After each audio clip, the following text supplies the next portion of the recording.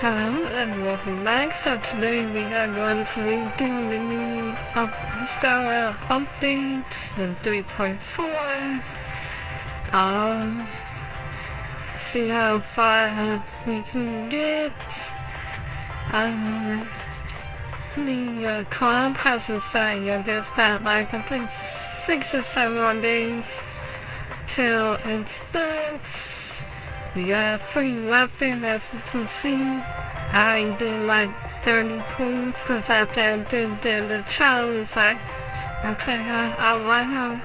So, because I was going to say for Thorville, that's Silver Wolf. I got the PC case of Silver Wolf, so they're in the works of my new PC. Hopefully I finally get that up and going. Hopefully I can be more active on content and all that. But what's in my plan is to have it like finished by October. Cause I got the case. I just need to get the motherboard, the CPU. Cause I can use like some parts of my graphics that I'm probably streaming on right now. For my other PC, cause the power supply will work, and the hard drives, obviously won't work. So I can use those.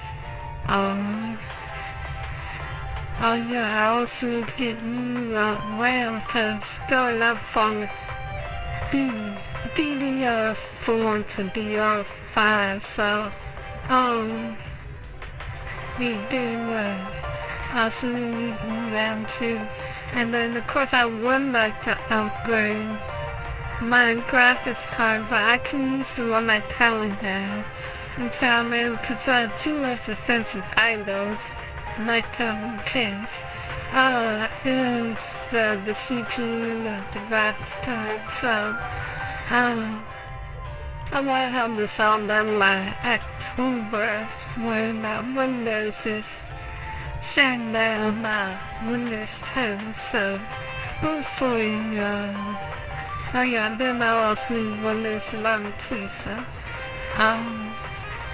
but that won't be an issue, so the main part I want to do next is the motherboard and the CPU for my new computer, so we'll see where I can get that up and going, but until then, let's get on with this new update. I just need 321 channels to do another times 10 pool, so let's get started.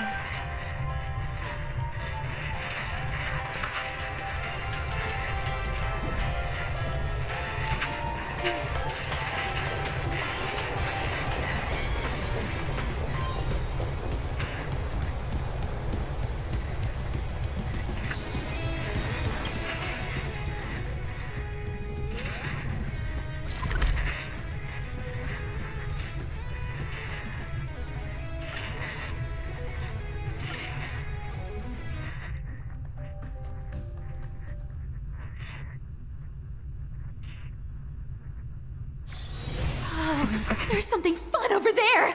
Come on, let's go!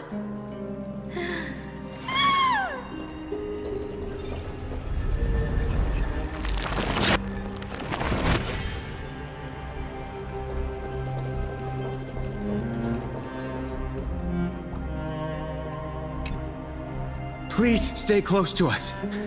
We need to rendezvous with Lord Dan Heng.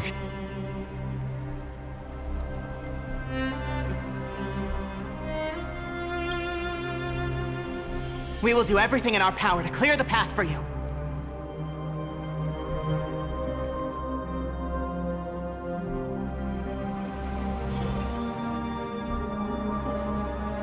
There he is!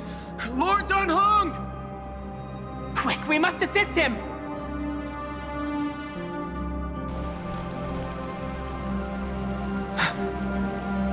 What are you doing here? Where's Feinen?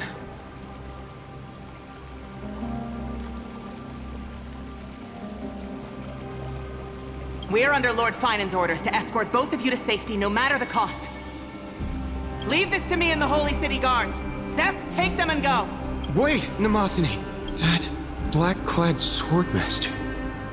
Something seems off. At some point earlier, they suddenly froze in place, not moving at all, like some kind of omen.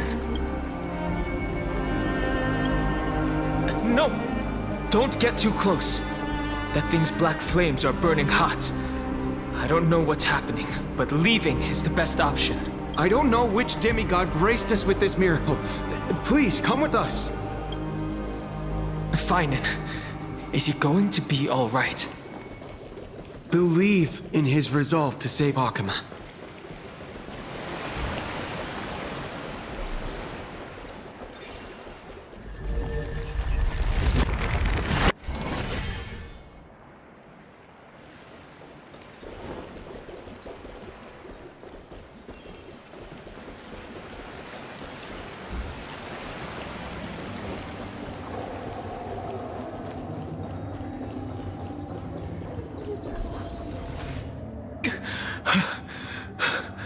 The Flame Reaver isn't pursuing us. Could this really be some kind of divine intervention? We can't stay here for long. Lady Trinan's sentry gate is just outside the city. Let's keep moving. I agree. But Finan, he must have struggled a lot before making this decision. For now, let's get back in contact with the Express and plan our next move. That's the safest course of action. On that note, I have a proposal. Who's there? I hope to convey a message to the two nameless. Mr. Screwlum? Who are you? Stand down. I order you to maintain a distance of 10 paces. It's okay, guard. This one is not our enemy. It has been a while, nameless of the Astral Express. I'm glad I arrived in time to stop that black-clad one from harming you further. So it was you. It was fortunate we found you in time. Madame Herta and I were both quite relieved. You two know this Anti-Catharin? Does he come from the same people as Counselor Lygus? Don't worry, guard. This gentleman is an ally of the Trailblaze. Would you mind giving us a moment to speak in private? Of course. We'll wait nearby. Please, stay safe. I fully understand your situation. For now, the only thing I can do is temporarily freeze that black-clad one in place. Time is limited, so I'll keep this brief. The place where you stand, Amphorius, is a world constructed from data and memoria, an experimental field of a certain eon. And now, this isolated sandbox world is rapidly falling into a third path. Destruction. Destruction. Conclusion. If Amphorius continues unchecked on this course, a Lord Ravager will complete its evolution and metamorphosis, and emerge from the surging tides. The cosmos as we know it will suffer irreversible consequences. The disaster that this Lord Ravager intends to trigger may be far more severe than the Lawfoo's Stellaron crisis, because its goal is the Eon of Erudition. Putting aside the complex details of the inferences involved, I have a request to make.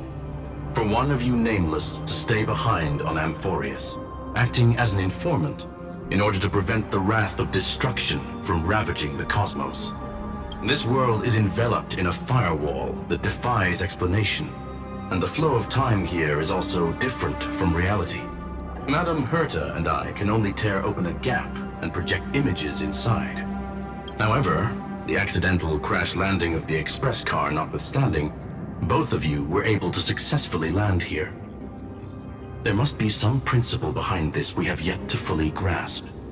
It will take time to uncover the reason. Before then, if one of the Nameless is willing to stay and witness the fate of this world, or to push it along when necessary. It would be of great assistance.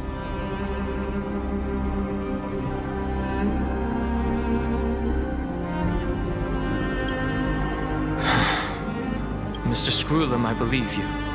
So I only have one thing I'd like to confirm with you. As Amphorius is already facing its end, how can we guarantee the safety of the person who stays behind? Look at this, if you would. This curio is called a chronocognitive anchor. The two of you may view it as a kind of space anchor in the world of erudition. As long as you carry it with you, your individual data structure will be protected and will remain unaffected by the influence of digital tsunamis. When required, it can also serve as a bridge for communications between the internal and external world. Of course, it is not curio with unlimited uses. May only be held by one person. The connection being interfered with. Decide quickly as possible. 2 final messages. 1, the Intellitron named Ligus, possibly the primary culprit behind everything. 2, Bertha discovered a clue. Miss March has already been drawn into Amphorius.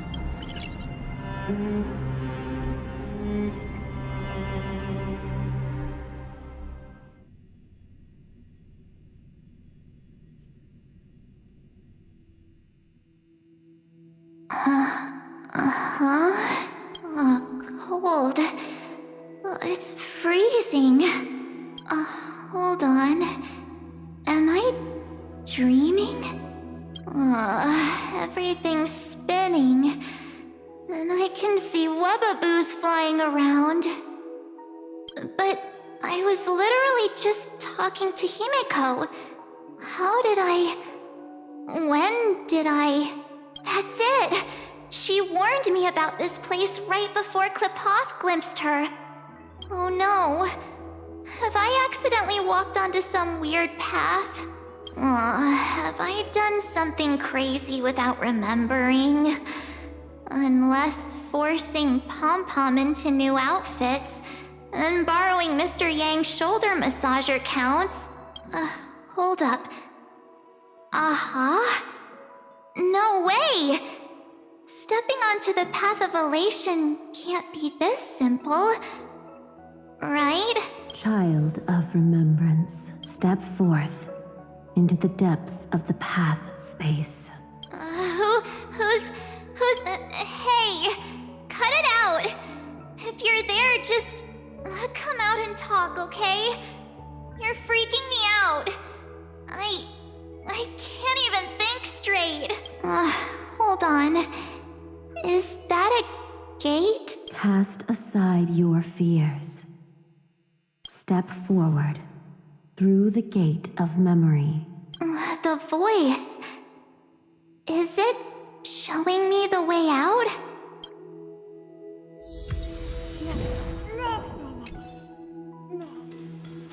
No, don't fall for it. They're lying to you. Turn back. Wait, Master Diviner? Foosh? Master Diviner, what brings you here? And you, Miss Messenger. Do I know you from somewhere? Good to see you again, March. A pleasure to see you, Miss March. That's it! Master Diviner used the Matrix of Prescience to help me search for my memories. And you, Miss Messenger, we met in that memory space. You said to me, the value of your life does not lie in what happened in the past, but in the present and the future. Your memory serves you well. March, I conducted some experiments with the 6-phase ice you left us. Thanks to the Garden of Recollection, the Matrix of Prescience has made a breakthrough in extrapolating the past. Now, we might be able to bypass the obstacles and look directly into your history. The Master Diviner is right. Continue down this path, and you'll be able to find your lost memories at the end. Since we last met, you've grown much alongside the Trailblaze. You should be strong enough now to bear the weight of your past. Well, there goes my Ice Princess fairy tale. I need to know, Master Diviner, Miss Messenger, this isn't just another dream, is it? If this is real, why reach out to me at this exact moment? The situation is dire. Your lost memories, they're crucial to the Garden of Recollection. She's right. The Garden of Recollection's existence hangs on your memories. The Garden of Recollection. You may not want to sacrifice anything to preserve the garden for now, but in time, you'll understand. Your destiny and the Path of Remembrance are extremely, closely intertwined. Now go. So, I just walk through that gate? This way, March. Your past awaits beyond the Gate of Memory. Stop! They're just mimicking people from your memory! Don't let those bad people deceive you! The gate. Now it's... you two?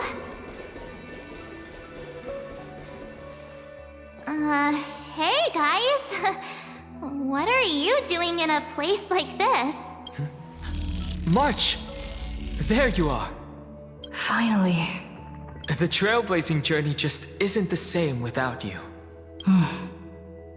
Traveling's no fun without you around. Well, duh! What's Team Trailblaze without its star member? Wait a sec. You might look like you two, but... We understand your confusion. The Garden's allies helped us establish this Neuralink to reach you. The Garden's allies? You mean Miss Black Swan? Yes. She helped make this possible. Keep going, March. Find your past. Wake up. And travel with us again. That sounds really tempting. Finding my past and continuing to trailblaze new worlds with you? Trust in yourself, March. It's gotten us this far, hasn't it? Follow us. Let's go through that gate. Step into your past, March. Find your true self. Wait up! Slow down!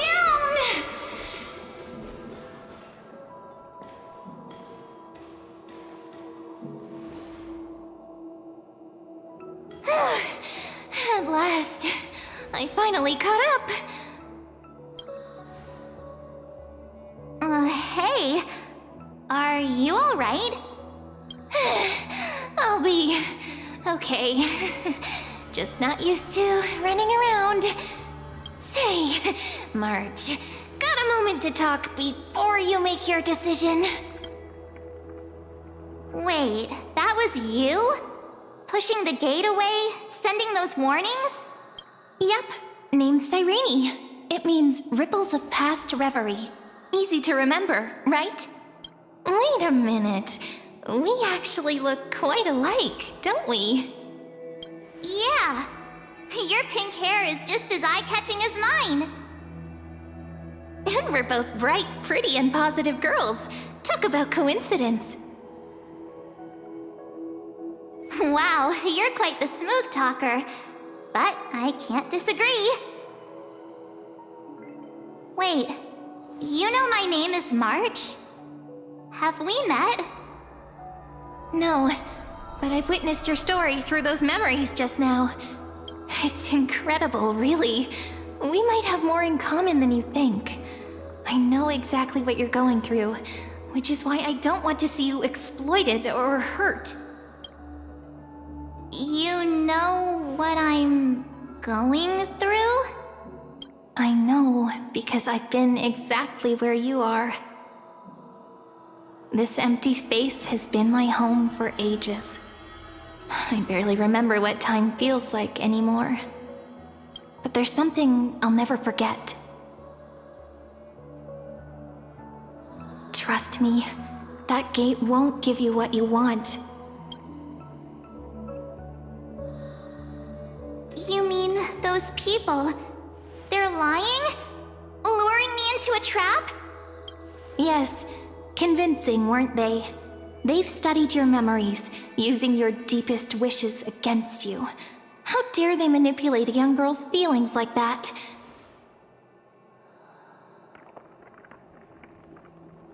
If you go through that door, the worst-case scenario is you'll become their pawn, losing control over your own fate forever. You've seen what's on the other side? I may be stuck here with missing memories like you, but I still recall fragments of my homeland where I grew up. That door leads to Amphorius. Trust me, it's anything but welcoming. For ages, I've watched people walk through that door. They couldn't see or hear my calls. The voices beyond always promised safety, but I've never seen anyone return safely. So I had to try and stop you. To be honest, I'm not sure what to believe. But the fact that you're here, putting in all this effort to warn me, that means something. Tell me, Cyrene, how can I return to my world? It's really easy, actually. Just turn around and walk away from this place. The girl cannot be trusted. Through the door, save the garden. Both of you, children of remembrance. They never give up, do they? But don't let them sway you. Stick to your path. The return journey could take ages, longer than most lives. But that path will lead you home.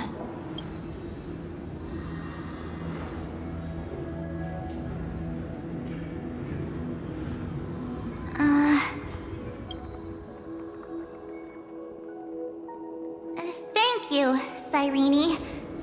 I know what I need to do. I'm going through that gate. Into Amphorius. Wait, what? Don't worry. I believe you. It's just that, for me, the only place I can call home is right beside my friends. Two of my closest friends are already on their way to Amphorius. They may seem capable, but only I know. They're absolute disasters waiting to happen. They won't last 5 minutes in a new world without me. That's why I need to go through. Amphorius or not. When the three of us are together, there's nothing we can't handle. We'll explore, understand, establish, and connect. After that, we'll find our way home together. I see. You've got people who mean the world to you, too. That is so heartwarming. March, if that's what you've decided, you have my full support. Birds of a feather we are, looking all sweet and innocent, but with hearts of fire. Oh, stop. You're making me blush. Well then, I guess this is it.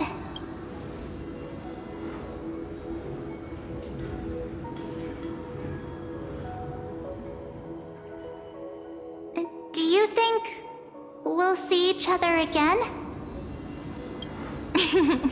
Who knows? But don't worry about me. After all this time here, I've grown quite used to chatting with my imaginary friends.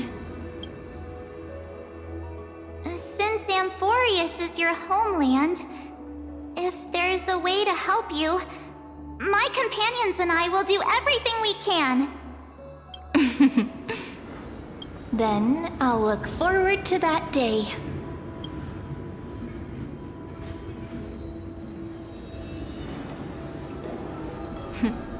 Your story awaits, March.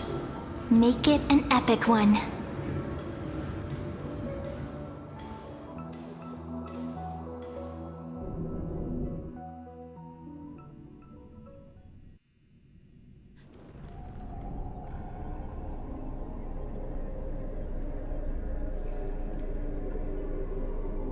You okay there, friend? Something seems to be bothering you. Even this place has changed. Finan. Is he ready for Aranova?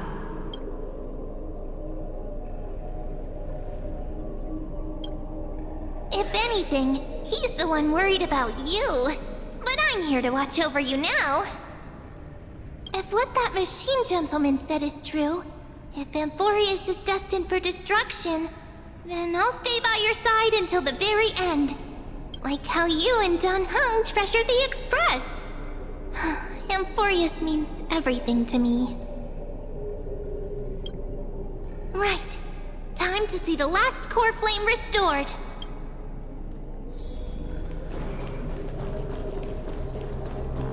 Look, there's Finan! And wait. Lygus. And you, Lord Finan, will wield that core flame to bury this ancient world, plunging everything into the gray unknown. None of that matters now. This brutal, flame-chased journey has stripped away my delusions.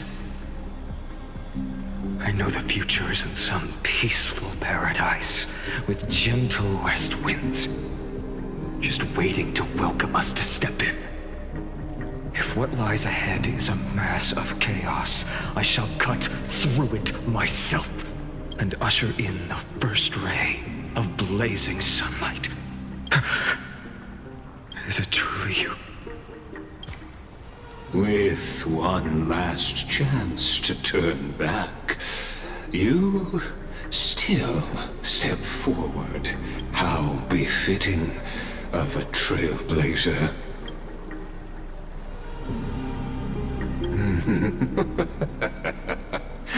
As it happens, I find myself thinking the exact same thing. As our world nears its end, the ones who walk the infinite paths have embraced their destiny. As the Theoros, it is my duty to witness the world's future and oversee this final core flame ritual on their behalf. The trial of world-bearing, the ritual of Era Nova.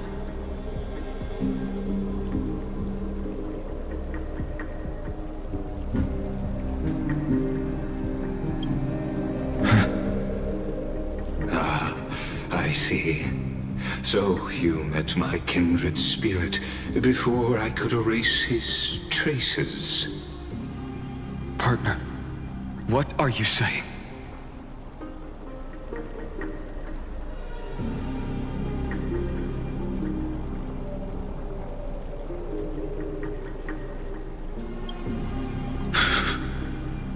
I've had my suspicions. How does a native Antikythera know so much about repairing vehicles from beyond the sky?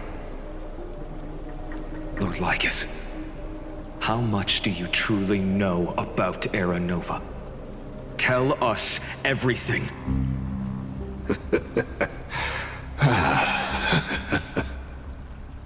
Very well.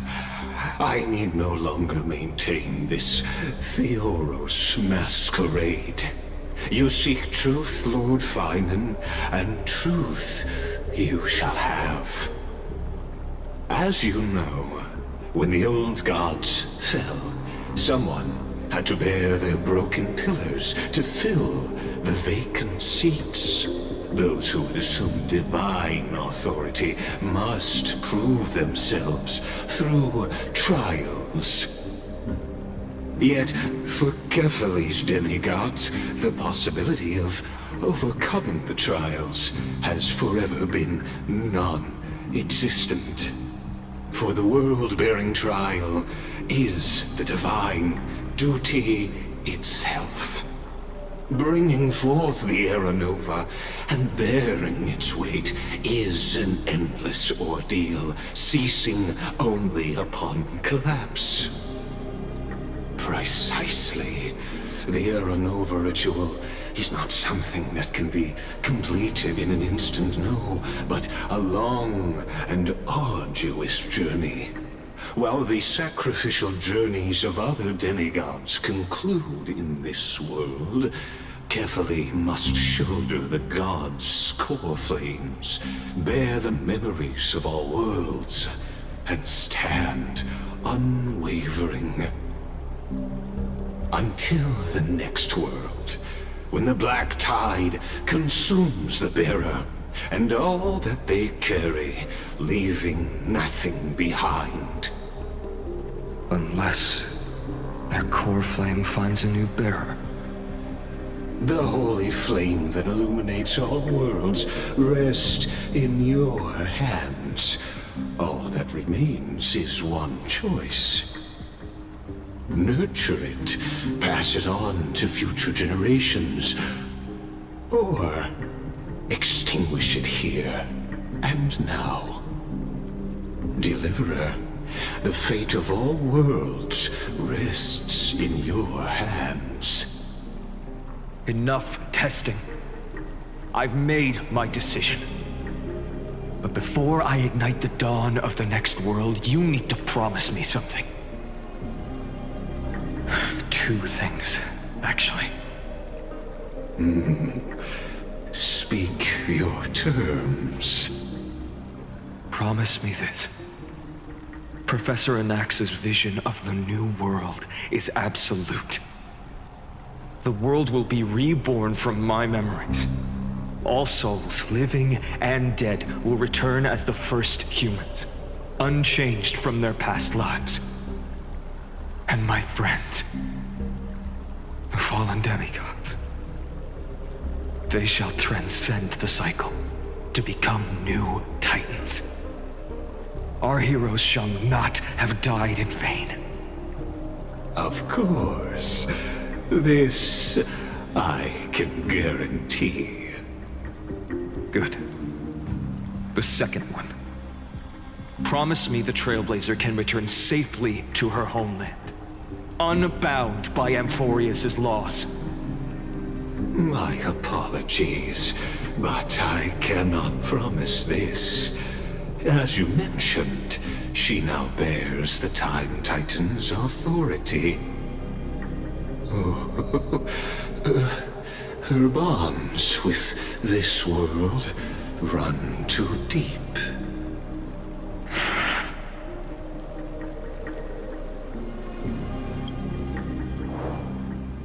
Well, I stand corrected.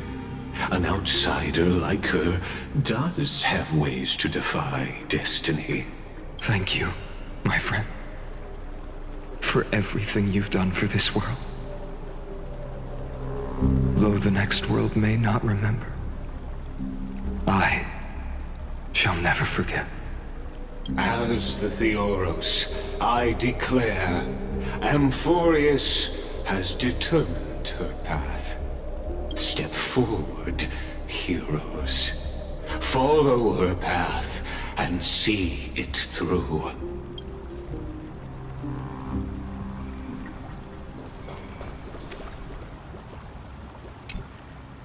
Behold, O gods, Amphorius has achieved her victory, and the Era Nova approaches.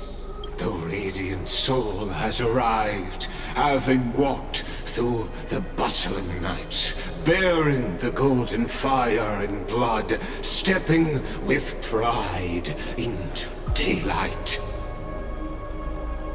He is the pure child, walking upon the path of yesterday, today, and tomorrow. He is the first to be born, first to be named among the nameless. Eternal in form, limitless in reach. He treads the endless night underfoot. Greatest of kings, protector of the displaced, raising humanity's children above their adversaries.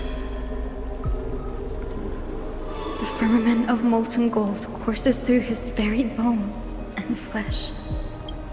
The greatest of schemes reveal against his breath and words. In the golden lakes of that beautiful new world, he shall wash himself clean. There. Finish what we first and last wished for. To write an ending unlike any before. For this world. Come, partner. Join me. The time has come for us all to face oblivion, or embark on one final grand journey.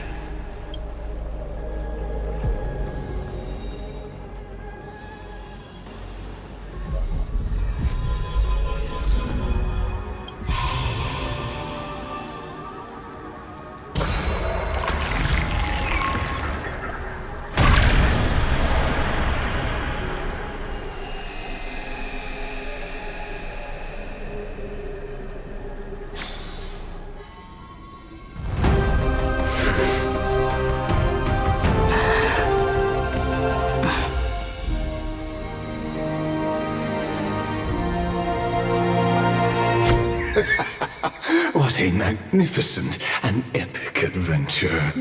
The hero's journey reaches its end, and the truth behind the Aeronova is about to be revealed. Is that truly the case? Here, as the Theoros, allow me to humbly request that you find a moment to listen to what I have witnessed. This is about the nature of Amphorius itself. A story of the prime mover of life. My, what a broad topic this is. Where shall we start? Got it.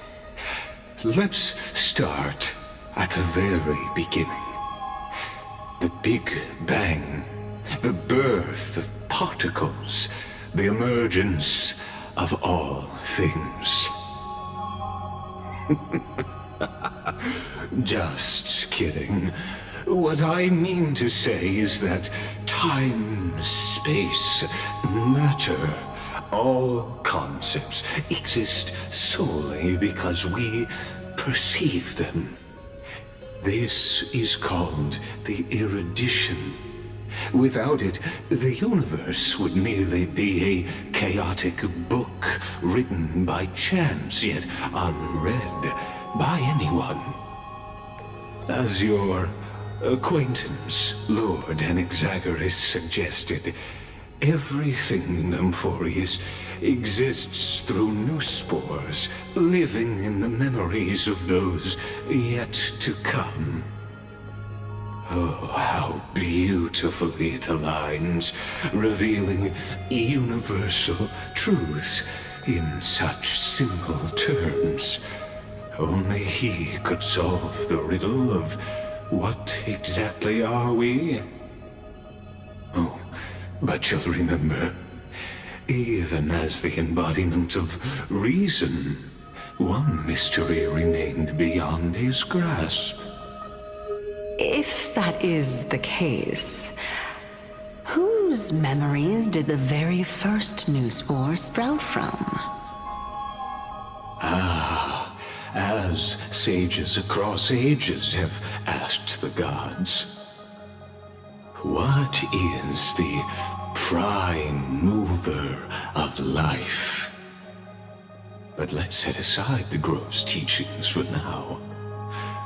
Look further, past Amphorius, to what they call the Forbidden Realms beyond the sky. Do you know of the Scholar's strife?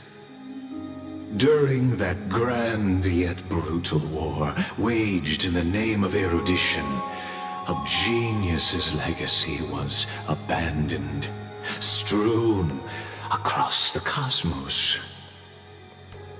The Scepters, a macrocosmic computational array beyond mortal comprehension. Made to emulate the Aeon's thoughts, it became part of the Aeon's cognition at birth. Scattered throughout the cosmos, these arrays act as celestial body neurons for Nous. But regrettably, as everyone knows, the erudition forsook them all. But what nobody knows is that, though forgotten, they never stopped seeking the divine answer. A question that survived war and disaster, stumping even the greatest minds, including both mechanical emperors. Now, we come to the real truth of Amphorius. What if, hypothetically, a scepter found the answer to the prime mover of life? If through endless solitary extrapolations in the cosmic code, the one deemed as a failure by the Aeon of erudition found proof through the ages, what would happen? Perhaps the answer is simpler than you'd think.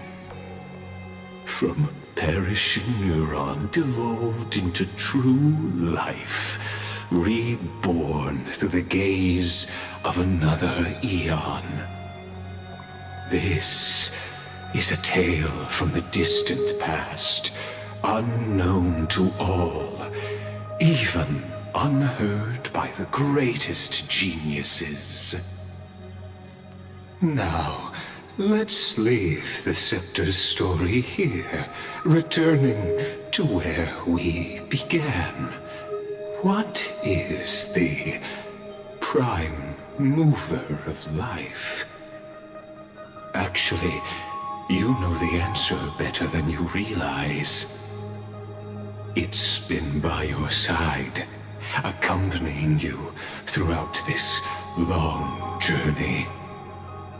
Right now, it awaits you ahead. In that brave new world, beyond the end of Genesis.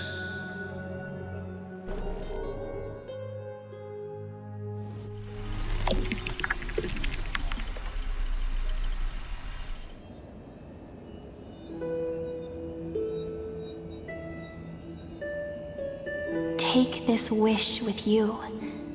Be the one who begins it all. As the prophecy foretold, you will bear the blazing sun until the pale dawn breaks. Continue onward, bearing this world upon your shoulders until the Ashen Hero, the nameless deliverer, ushers in the dawn.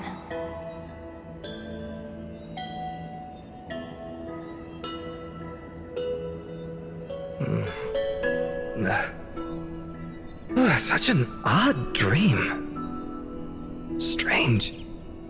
Like I've dreamed this before, but it all slips away when I wake. Only a voice remains. Who was that?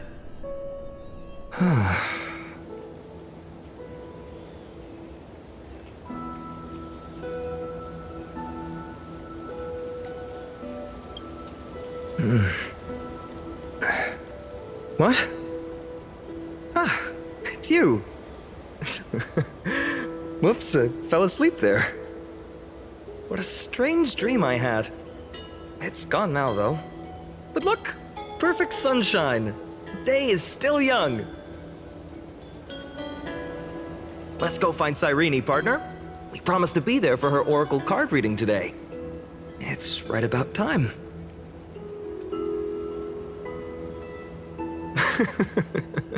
Looking at you, someone's still half asleep. Tell you what, catch some fresh air first. I'll hang around here.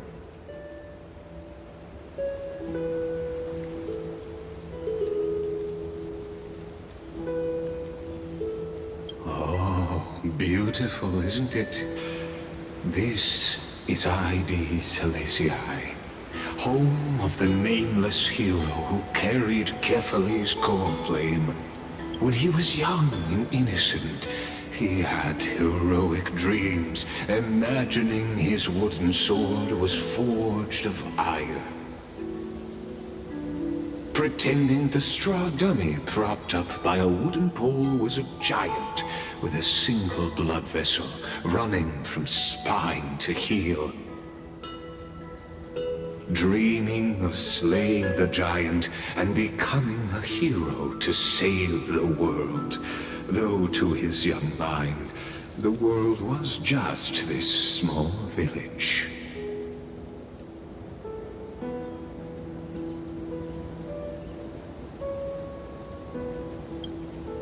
Sharp as ever. Indeed, these memories you witness are the first steps of his journey. These are his first memories. Rather than watching, why not join in? Think of it as immersive theater. Become his lifelong closest friend, witnessing his hero's journey from the best seat in the house, as the nameless hero whose unwavering guidance shaped Finan's destiny, yet whose name was never recorded in Amphorius's history.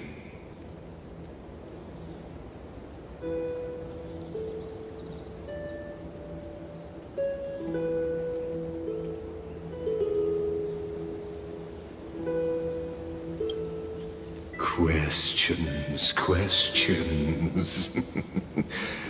Let's follow along and find out, shall we? Many mysteries lurk in this village beneath the veil of Evernight. Your questions will find answers as the story unfolds.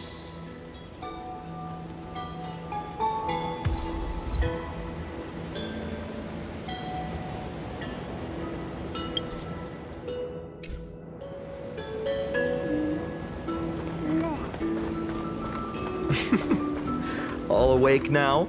Great. Finan! Show me how to use a sword like you do! Hey, Finan! Where are you headed? No Cyrene today? That's exact.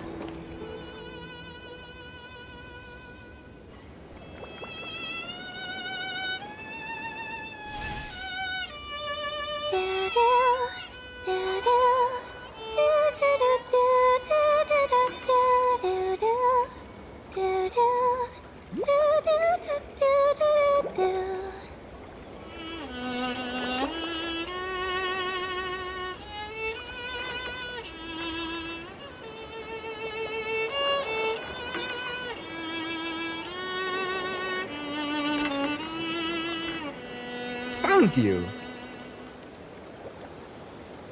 That...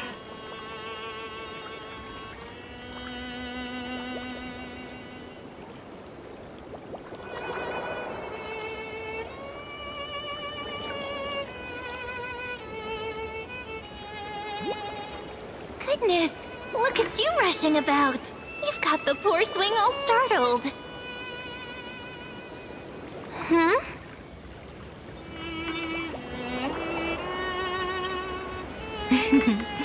I knew it was you. Something wrong?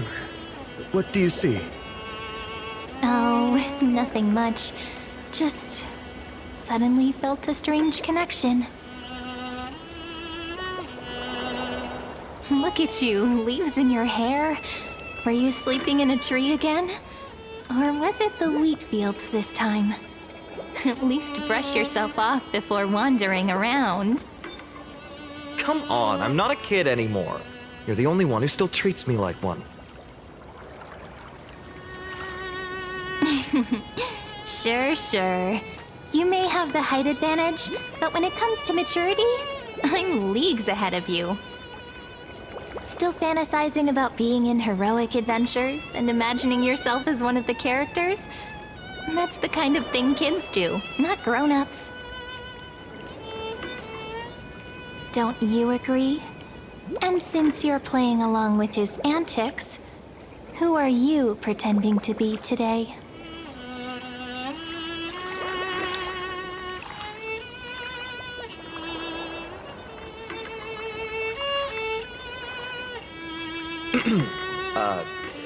Today, she's going with Invincible Galactic Baseballer. Switching roles again? What happened to being the valiant hero from a distant shore who made that solemn pact to learn the sword? Spare me. Can we not bring this up? Speaking of which, what about those oracle cards? We haven't done divination in forever. Why the sudden interest? I was just about to tell you. Earlier, while napping on the swing, I had the strangest dream. There was this mysterious voice in my dream, calling out for something. Wait, you had that dream too? Yes, you too? That would explain this lingering sense of unease. Which made me think of those old oracle cards I used to play with as a kid. Though the Orynyx prophecies were always hit or miss. Yeah, all the kids would get so excited drawing cards like Ruler or Warrior, but throw fits over Devil or Drunkard and demand a redo. If you just redo it when you don't like the result, what's the point of divination?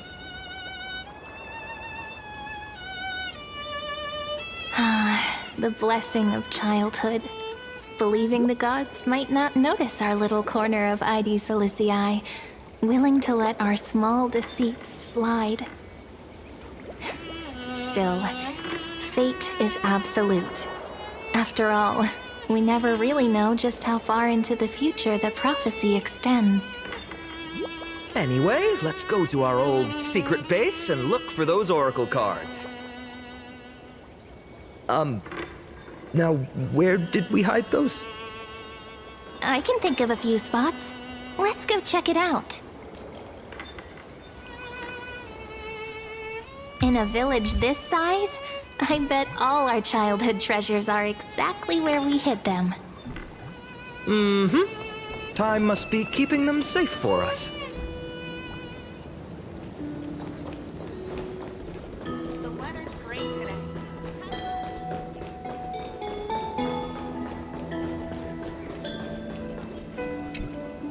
In the sunlit barn, amid the scent of ripened wheat, they found various fruits hoarded by squirrels. And a wooden figurine, missing arms and legs. My unfinished little soldier? After all these years! Hey, this is the one Mrs. Pythias confiscated. Finally back in my hands. Finan, Cyrene, where are you two headed? Speak of the devil. Mrs. Pythias, is school out already? No classes today. This morning, I used fallen leaves for a reading, seeking Orynyx's wisdom. They warned of potential injuries, so I gave everyone a holiday. Besides, it's harvest season. There's plenty of other work to be done, even without classes. With you being our only teacher in ID Silicii, you must be working so hard. Anything for my students. I don't mind the work. When you travel far from here, you must visit the Grove of Epiphany for me, to see what a true haven of wisdom looks like. By the way, what are you looking for in here? You've been searching quite thoroughly.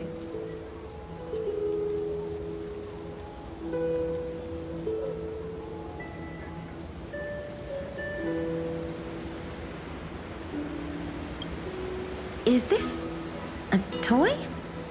Really now, aren't we past the age for these? She doesn't remember, huh? Oh, this little soldier's coming with me. All right then, I should be going. It might rain tonight, so don't stay out too late. So this is where the wooden figurine you carved during class ended up. And here I thought I knew all your hiding spots. To be honest, I'd forgotten all about it myself.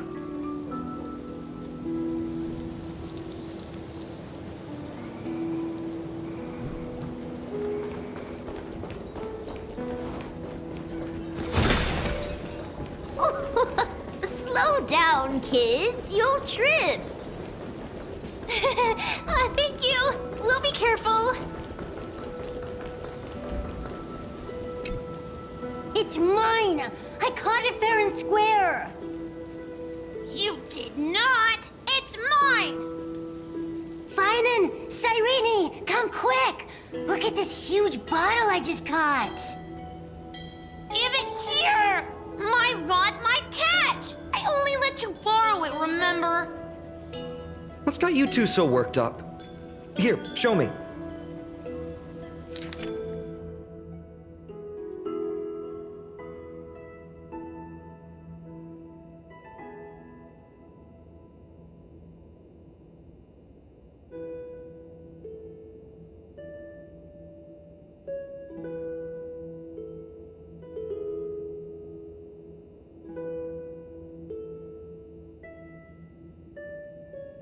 Wait a second. This is my old Wish-In-Up bottle. How did it end up here? Ooh, I want to see. What did little Finan wish for? Not happening. This stays sealed. Kiso, Livia, dinner's ready. Coming, Mom! Finally, I'm starving. See you later.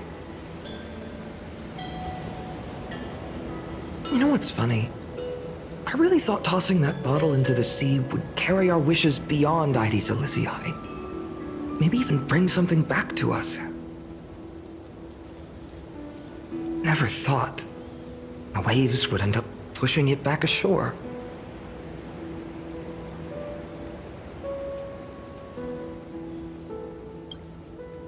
Kind of disappointing, isn't it? No sign of the oracle cards. Let's see. Ah, there's one place we haven't checked yet.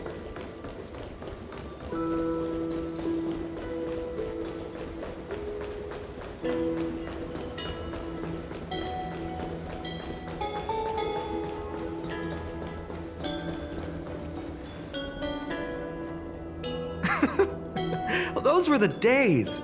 We'd always meet either by that statue in the village or right here. Right? And I remember you never used the front door when you wanted me to come play. You always climbed over the wall. You were such mischief makers.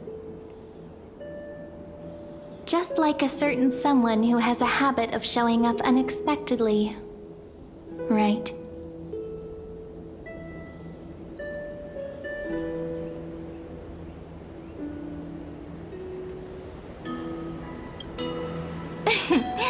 I bet she said something clever just now. Hey, I was just copying those storybook heroes.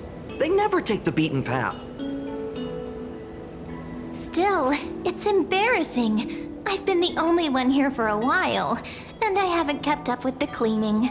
With so many spots to check, where should we even start?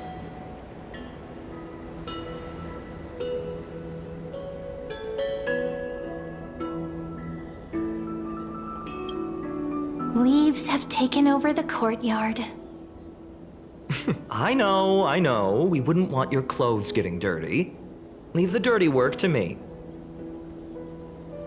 That's not what I meant at all. All right, let's split up. I'll handle the yard. You check the upper floor. I wonder what the view's like from up there. Worth checking out?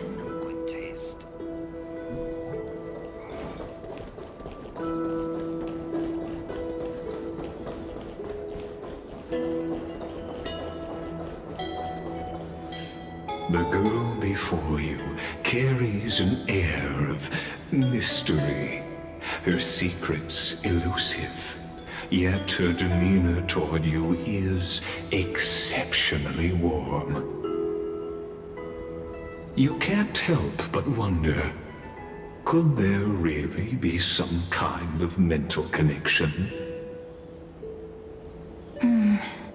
The view here hasn't changed a bit. You know, besides the swing under the big tree, this has to be my favorite spot in all of ID Silicii.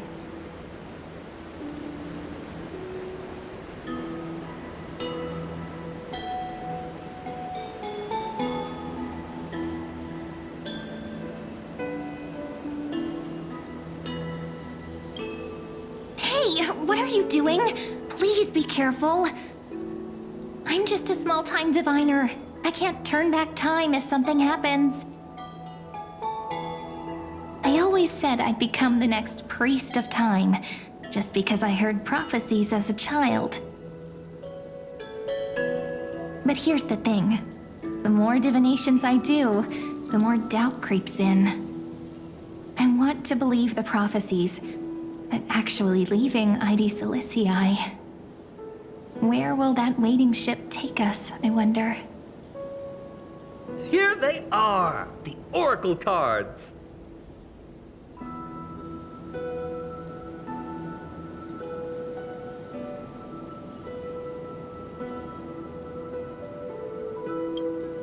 I've captured it all in my heart.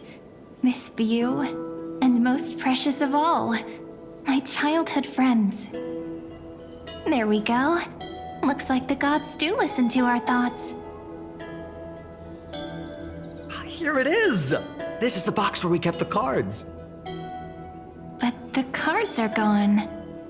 Who could have taken them? Huh? What's this underneath?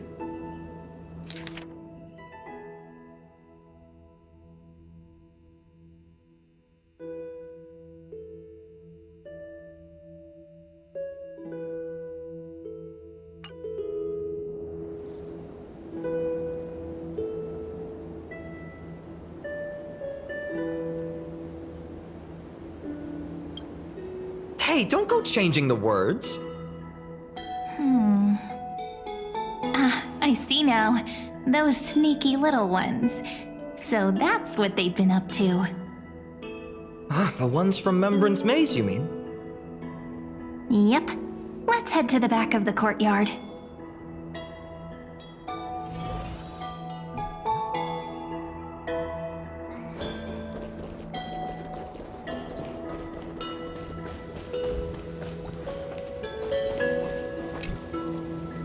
The entrance should be around here somewhere. Right here. The path to the maze is hidden under all these weeds. It's been too long since we visited the fairies.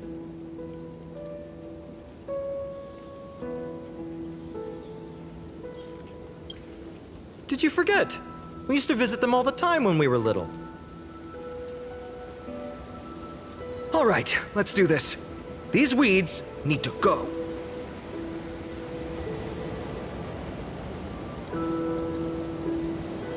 Pretty sure this is it? Should be this way. There it is! The entrance! That hollow in the tree. Once you get through the tight squeeze in the hollow, you'll reach their dwelling, the Remembrance Maze. I wonder if I can still squeeze through there. Maybe worry more about whether the fairies will let you in.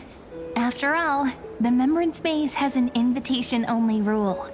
Only children with pure hearts are welcomed.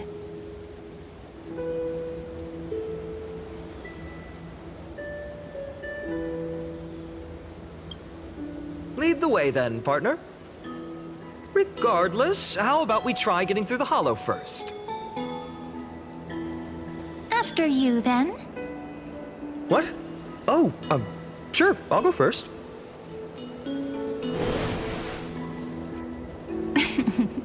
So hasty, as always. Looks like it's just us now. Care to finish that chat? To be honest, from the moment I saw the cute note left by the fairies, my intuition became even more certain. Perhaps when we step into the maze again after all these years, the wheels of fate will finally start turning.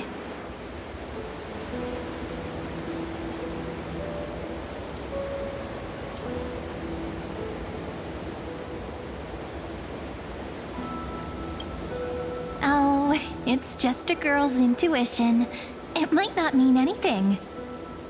But you know what? Even if fate is set on its path, no matter where it steers the world, if we're together, there's nothing to worry about, right? So, if you're willing... Forget it. If the wheels do begin to turn, that's when I'll make my request.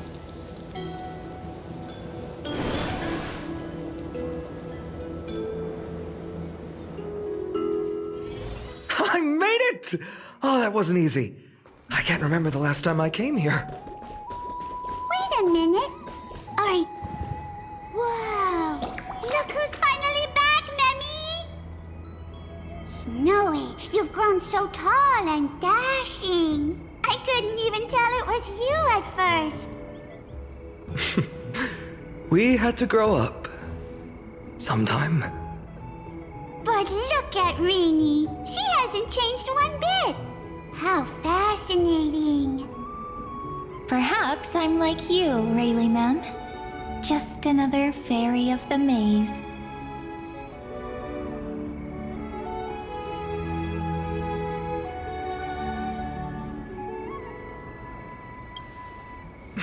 Dye? Rayleigh Mem's always been this lovely shade of lavender. Doly Mem, Rayleigh Mem, Mealy Mem, Folly Mem. I've missed these cute little troublemakers. We used to gather around the fire, singing and dancing, imagining all our future journeys. Without coming back here, those memories might have faded away entirely. Oh, how good you, Snowy. You swore you wouldn't forget about us. But you were gone so long, you almost did! Oh, he's just copying those bards from his stories, being all melodramatic. He couldn't forget about you all even if he tried. Actually, we're here for the Oracle cards. Have you seen them? Oh, the Oracle cards! Right. The Chief asked us to get those. Chief? You mean Doly Mem? What do they need the cards for? If they want a reading, they could just ask me. Oh, I'm not sure. But Chief specifically wanted to meet with you all. Let's see. They should be... That's it! This way, everyone! Watch your step. The trunk's slippery.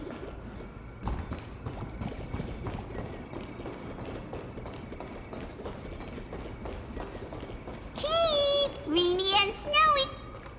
Why do leaves and branches grow? Which way does the wind blow? In Membrance Maze depths we seek to find the answers future left behind. Welcome back, my dear children.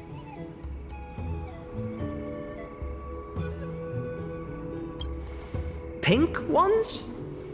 That's strange. I don't recall any pink fairies in the Membrance Maze. Have you seen any, Chief Doly Mem? Oh, Chief, you haven't changed a bit. Still so full of life. Oh, no need to fuss, my child. You haven't forgotten, have you? As long as our songs are sung, the children of the maze will live on. Just as our paths stay forever linked. Here, take it. I'm sorry I had to resort to such methods to bring you here.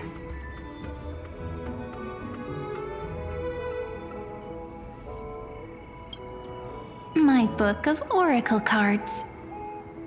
Thank you for keeping it safe. You know, you can always just ask if you want me to divine something. Still, bringing us here like this after so long. Is something wrong, Chief? Yes. The Veil of Evernight whispers to us once more. It tells of a new fairy who will soon enter the maze. Indeed, every time a new fairy arrives in the maze, it means that beyond the veil, in the vast lands far from Ides Elysiae, a great calamity is on the horizon.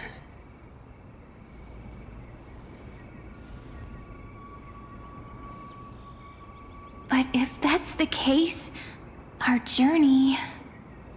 Will have to be cancelled. If disaster's coming, we should stay in Ides Elysiae just to be safe.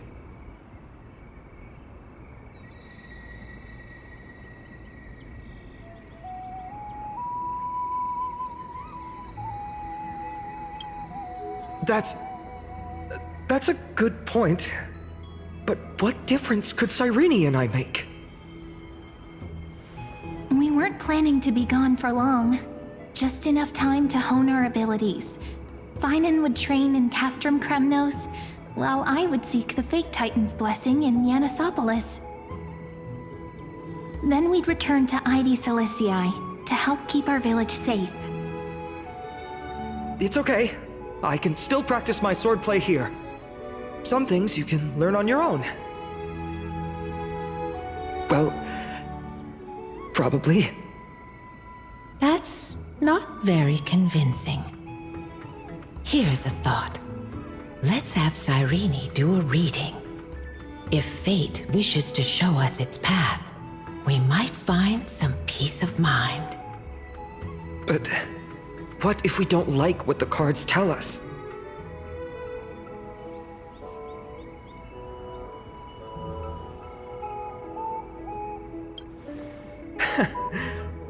Never thought of doing it that way before.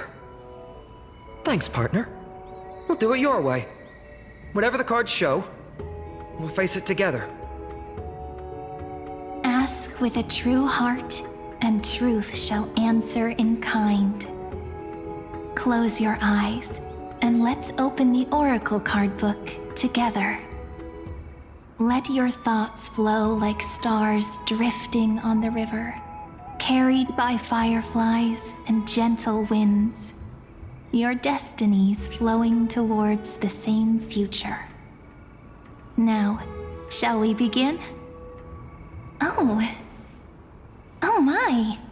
The cards are quite responsive today.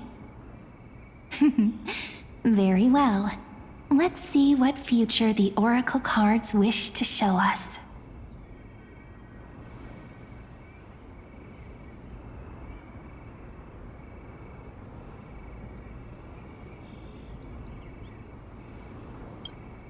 The Deliverer. According to the tripartite prophecy, this card means absolute harmony and perfection. In fact, it's the only Oracle card without a dark side. What, no divine whispers this time? Oh, silly. This is simply the card you drew for yourself.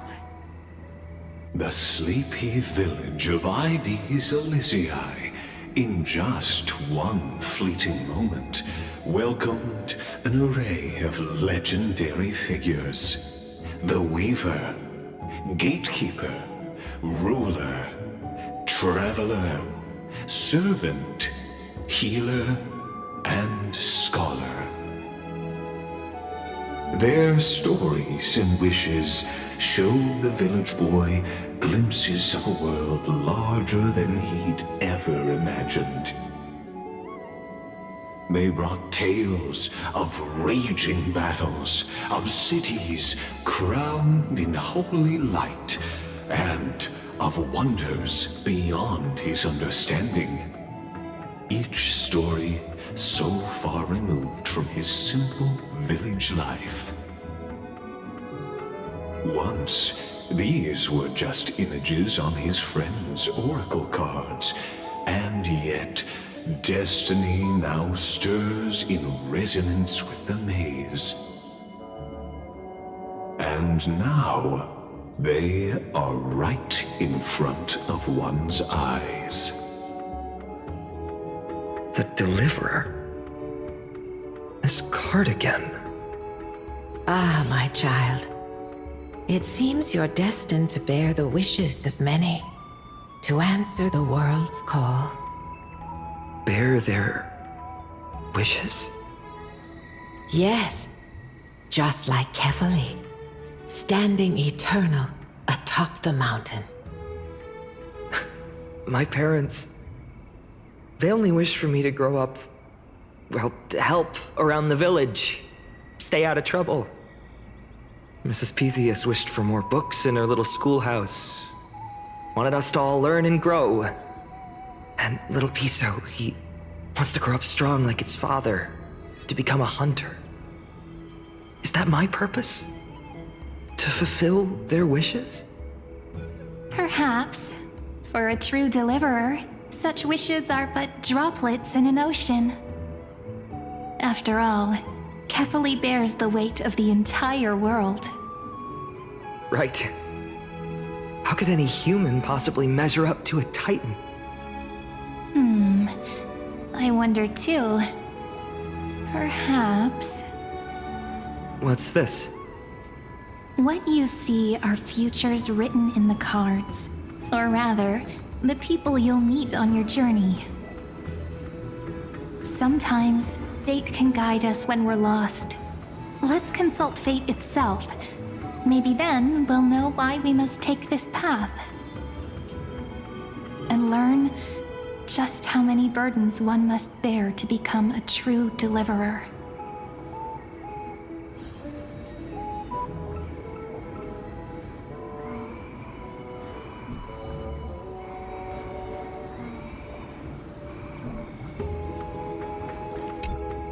So tell me, has the uncertainty in your heart begun to fade? So many faces in my future. So many wishes. Still, why would fate choose to show us this path? What's weighing on your mind? Didn't you say disaster would strike Amphorius? If so, shouldn't Cyrene and I stay in Aedes Elysiae? How could we possibly meet all these people?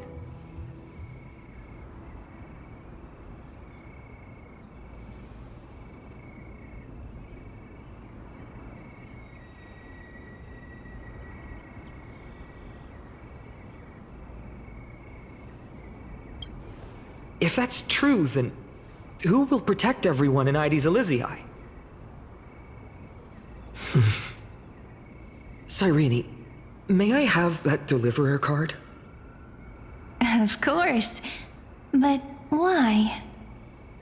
Although those voices, visages, and wishes may seem far away now, I can't ignore the sense that something is calling me, bidding me to take a hold of it.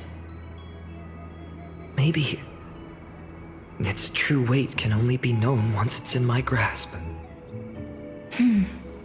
In that case, accept this gift. Oracle cards carrying time's wisdom, blessed by Orynyx. May they journey with you, become your memories, and spark rippling waves of change in times to come. I'll hold these words close to my heart. But now that I'm holding them, they don't seem all that different from ordinary playing cards. What? What's happening? Everyone, we've got big trouble, Mimi! Burning, smoke everywhere. It's all coming from beyond the maze! What's going on? It's here. The seeds of disaster have already taken hold, sooner than we had foreseen. This time, Not even the Veil of Evernight can shield us. You mean Aides Elysiae will be swept up in the prophesied catastrophe? I'm afraid so. My children, take shelter in the Membrance Maze. One step outside, and this horror will consume you both. But my parents, the whole village.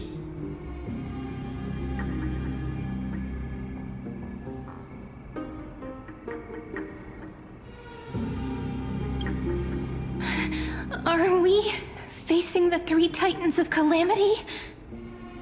This is beyond any Titan. Beyond any danger you could overcome with strategy alone. It's an unspeakable horror that twists all life into abominations that never bleed nor cry. Even Titans fall to its corruption, burning from within until only empty shells remain, knowing only death and destruction. The Black Tide. That's what this calamity truly is. It consumes all in its path, sparing none but the Membrance Maze. Not even Titans can... Yes. So please, don't leave this forgotten realm the gods abandoned. You are the first to uncover our presence, and the only two who can enter the maze. We don't wish for you to throw your lives away. Finan, what path do we take?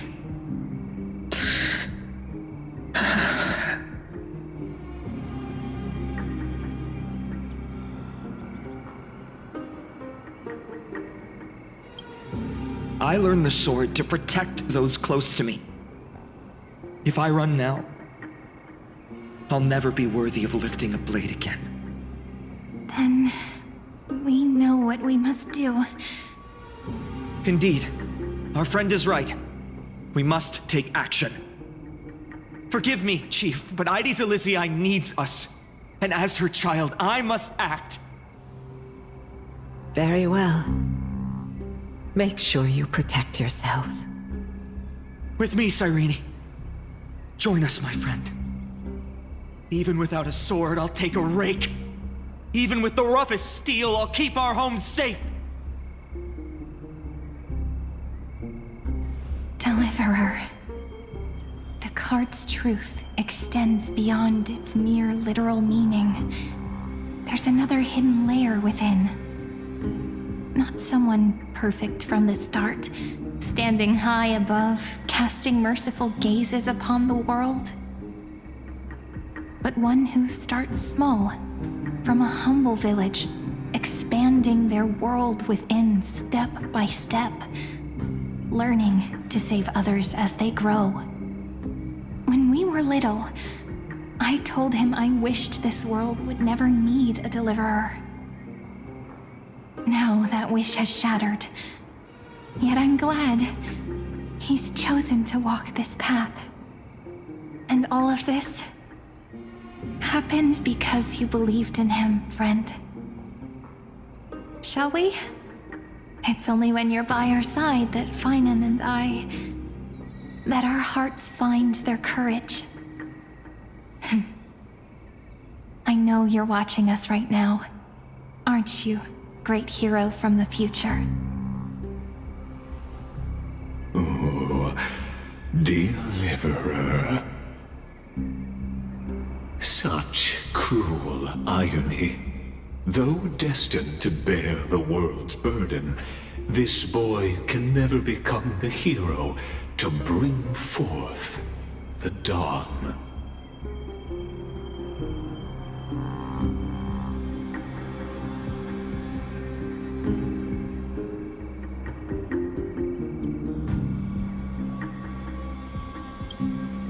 Follow their path. Bear witness as this man, forever denied the mantle of hero, takes his first step on the path to deliverance. Watch this memory play out its final act. See with your own eyes how everything began. Then you'll see why his dream of deliverance was always destined to become this world's requiem.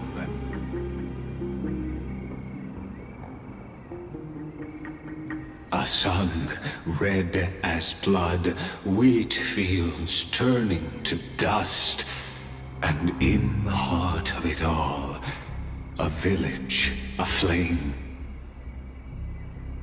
In that moment, the boy stood in what felt like the end of existence itself.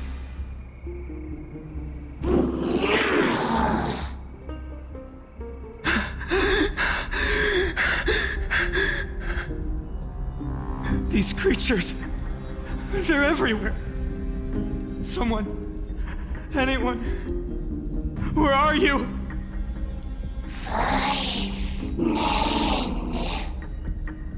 No, it can't be. Why did you? Are you talking to me?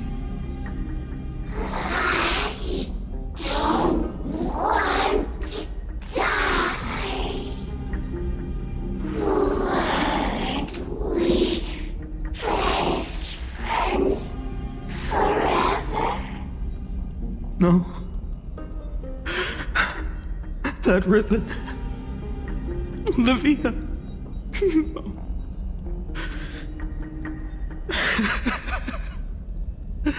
I should have known. Save us. Save us.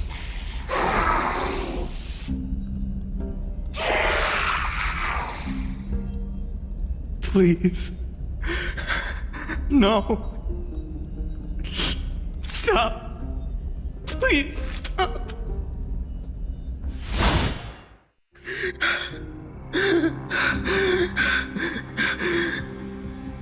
Olivia, I'm so sorry. And these monsters, they're all...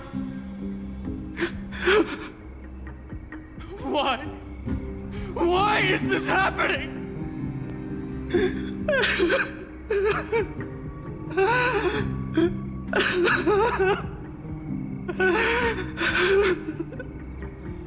When the black tide arrived, the wavering boy found resolve in his companions, and together they ran toward their first battlefield.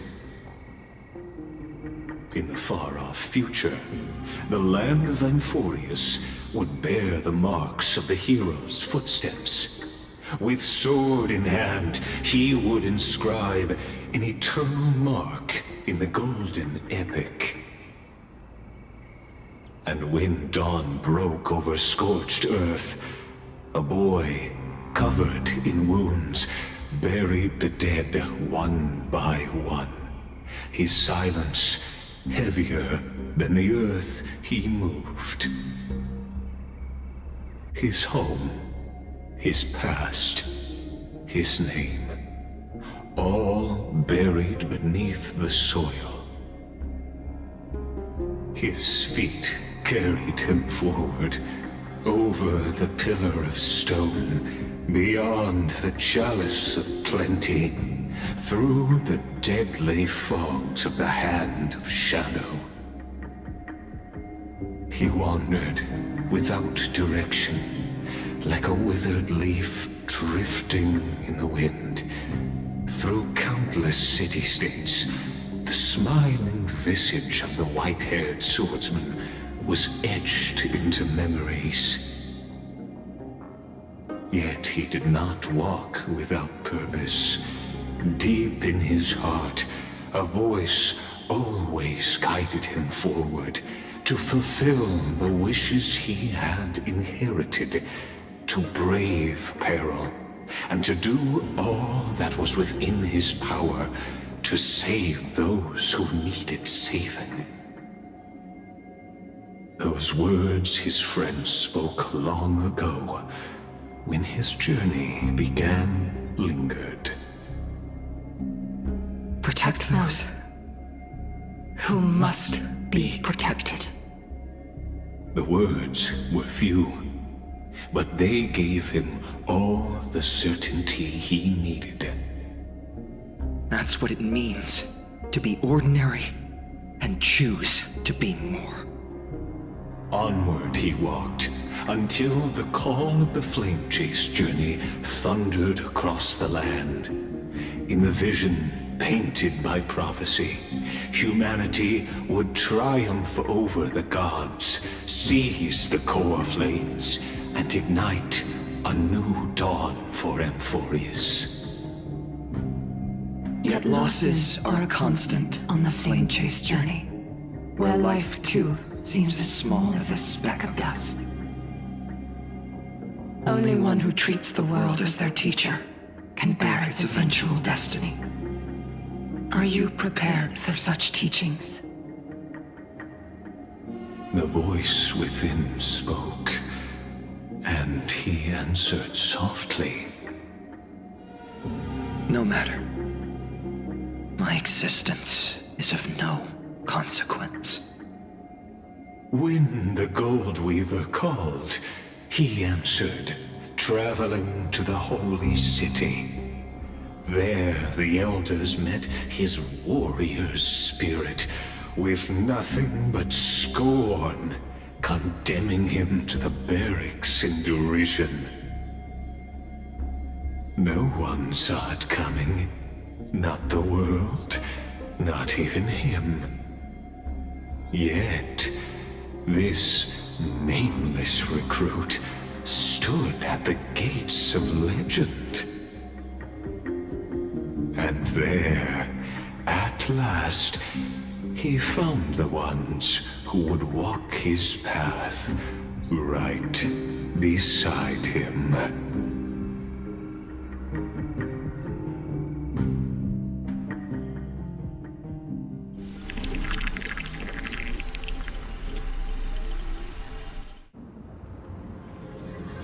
This is the Abyss of Fate.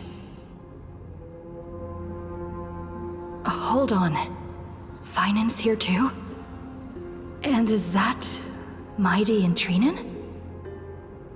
And now, Act 2 of our immersive drama unfolds.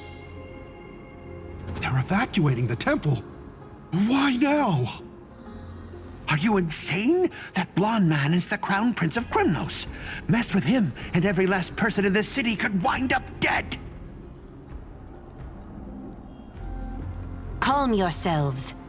The Holy Maiden has everything under control. We need only wait patiently. Behold, it is the month of Gate, Light Calendar 4926. The Crown Prince of Krymnos, Midimos, has led his forces to the gates of Akima. As you know, though Midimos was proud, he did not engage in needless violence. He challenged the elders of Akima to a duel, not for glory, but for the rights and dignity of his people, to ensure they wouldn't live as second-class citizens in foreign lands. After Aglaya's mediation, Finan met Midimos' challenge as the Elder's representative. This duel was to change the course of the Flame Chase journey itself. So, as Finan's most important companion, his lifelong friend, please continue to bear witness to his memories.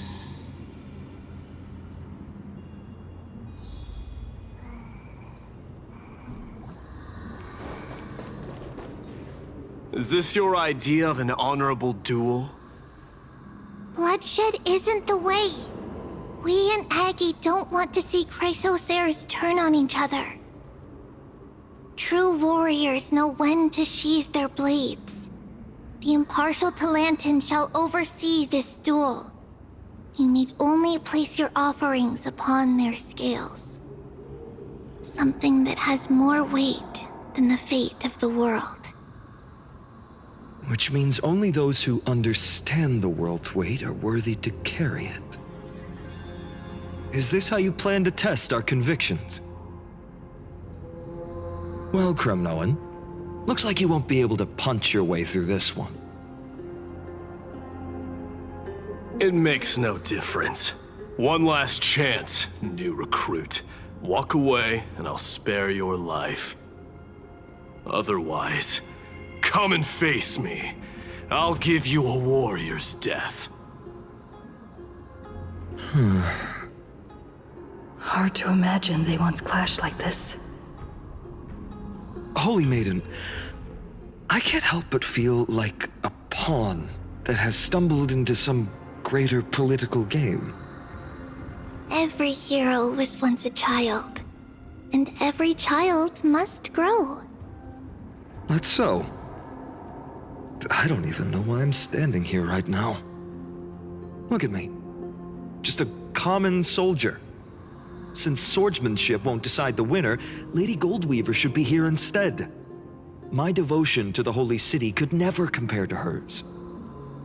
What if we told you this duel isn't about winning or losing, but rather in the choice you make? Are you saying that Lady Goldweaver is testing me? Every Chrysocer is indispensable to the Flame Chase journey. And you and the Crown Prince of Kremnos are both a part of the prophecy. What the duel marks is not an ending, but a beginning. So, listen to your heart. We wish only to hear your answer. True enough. The voice within has never failed me. It doesn't matter what the result is. I'll give it everything I have. Spoken like a Chrysocer. Now go, Finon. Your journey has only just begun.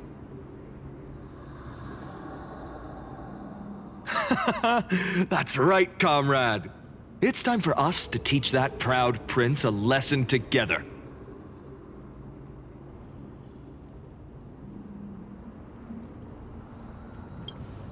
Me?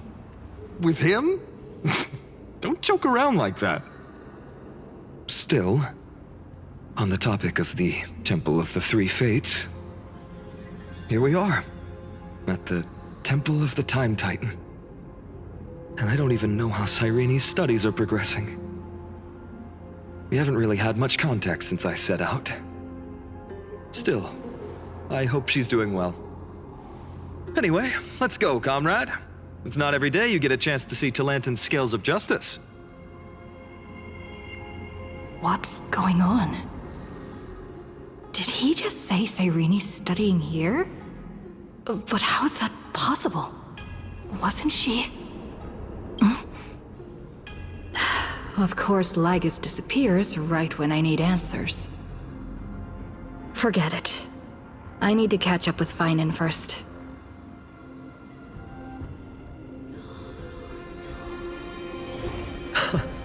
Amazing! Talantin may have fallen, but their scales remain true to their purpose. I hope you still remember your purpose, new recruit. You seem awfully confident, Kremnoan. Let's see how you define the idea of weight. For your information, in Castrum Kremnos, the punishment for profaning a duel with such crooked words is impalement. But as we're in foreign lands, I'll indulge you. The signet of Kremnos, the crown jewel of our people. That's my choice. A ring. Not just any ornament, I'd wager. What's the story behind this little treasure? Don't push your luck. Think I'd pour my heart out to you? Just know that Kremnos' 1,000 years of glory could bring a titan to its knees. Let alone a nobody like you. So to him, glory and his people outweigh the entire world. And the very destiny that Mighty himself will eventually shoulder.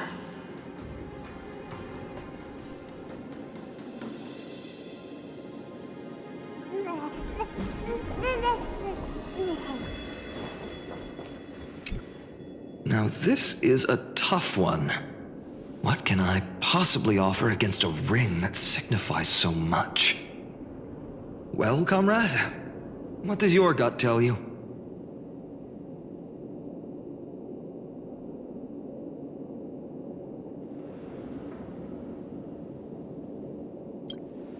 This sword has been with me through every battle. One day, it'll help write a heroic epic. But not today. I'm still young, and I have a long road ahead. So does this blade. In the end, there's only one thing I can trust. The Deliverer that appeared in my life on that day. How ironic. I can't even look at this card properly, much less follow where it leads. Just thinking about how my village was swallowed by the black tide makes my hands shake. The flames, the screams, my utter failure to protect anyone. Speaking rationally, I know it's not nearly enough. Addis Elysiae was just a small village. Its loss barely a scar on Amphorius' face. But here and now, my heart says something else. This card. It's everything I have left. Nothing weighs heavier. Perhaps that itself is the answer. Look, Finan. It's so nice to see you all again. Lady Trinen, Finan, and... hello. Seeing you here sure is a sweet surprise. Why so surprised? Could it be... did you miss me? Cyrene? This is incredible. I was literally just thinking about how you might be here. But I'd never imagined I'd see you this soon. I was supposed to leave with the priests, but then I heard Lady Maiden was with a white-haired young man. I figured it had to be you, so I snuck back here. That's Cyrene for you. Unfortunately, this isn't a good time for reminiscing. That Kremnoan over there... Still playing house, boy? You get the idea. Quite the hothead. You know, you two just might get along. Don't worry. You already know what the answer is, don't you? If that's your choice, I am with you. I am with you because I remember it all too. The fields of Addis Elysiae, those red leaves, that little swing of mine beneath the tree where I dreamed the sweetest dreams. And those dear fairies in the Membrance Maze. It hurts so much knowing they're gone forever. The pain speaks for itself. Our hometown may have been just a tiny village, but to us, it was the whole world. But that's not enough, Finan. Not nearly enough. Even though hatred can help people grow and turn a boy into an unbreakable warrior, what you need now is victory. You can't just stack the scales with your past suffering. You have to throw the weight of your future onto them as well. The future? What do you mean? Maybe that was a bit too cryptic for you, but it's actually really simple. Why not have our mutual friend here stand on the scales with the Deliverer? How about it? Can you help us?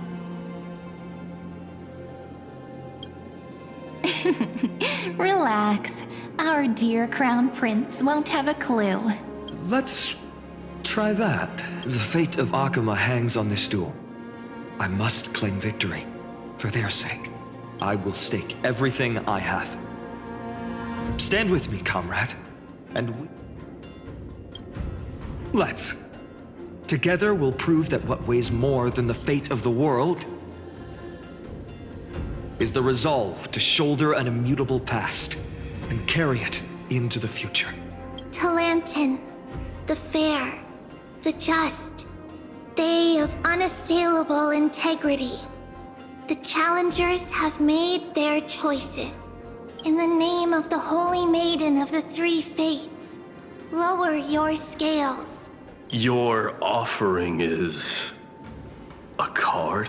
Yes, a flimsy little card. That is my choice. Just know that it's called the Deliverer. Interesting. Very well. If you can beat me with this card, then that's what I'll call you from now on. It's a deal. The scales... they're wavering. Talantin is deliberating on the outcome. It appears the convictions of both sides are equally matched. This is suffocating. Like the whole world's weight is on my shoulders. But I believe what my heart tells me.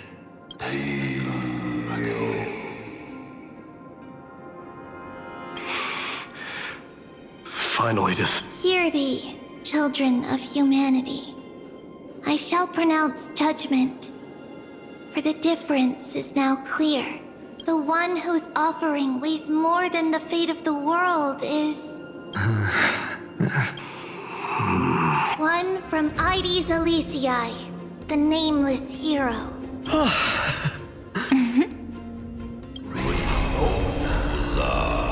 However, heed this. The true weight of conviction originates not from itself, but rather in that which tips the scales.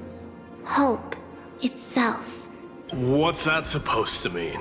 I think the Titan means that it's not anyone's personal convictions that outweigh the fate of the world. It's about a wish, one which we all share. You, me, everyone here. What tipped the scales wasn't Finan's conviction alone, but the collective hopes carried by this oracle card. Humanity's desperate call for a deliverer. Yes, even you and your people, Kremnoan. Placing us both on the same side of the scales? Foolish. We Kremnoans are your mortal enemies. Such weak idealism will only get you skewered on our spears. Fine by me. I've never claimed to be the deliverer from the card anyway. I'm a soldier, and if it's my fate to bleed my last on the battlefield, then so be it. I'll fight to my last breath. And on this, I know that we're the same. That's all a hero really is. Someone with that kind of conviction. And the deliverer?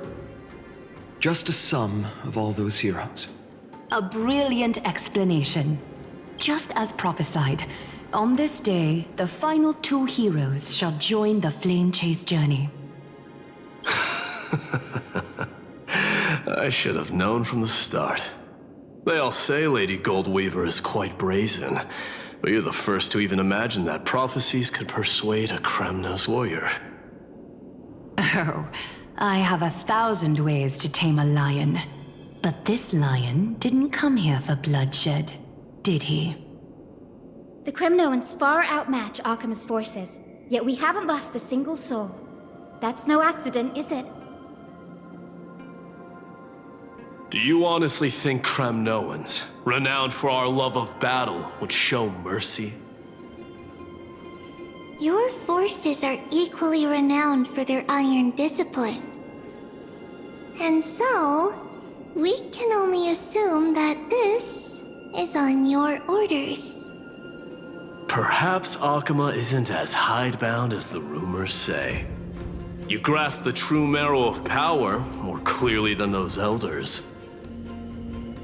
Now that the wheels of fate are turning, What finer way to celebrate this fortuitous encounter than a feast? Follow me, brave Outlanders. Heroes of this world are as countless as the stars. And at this moment, we find ourselves gathered here by the light of the flames of the long night. History shall remember this moment. The prophesied Chrysos heirs now stand assembled, heralding a new dawn for Amphorius. You must see now how different this is from the flame-chased journey you traveled.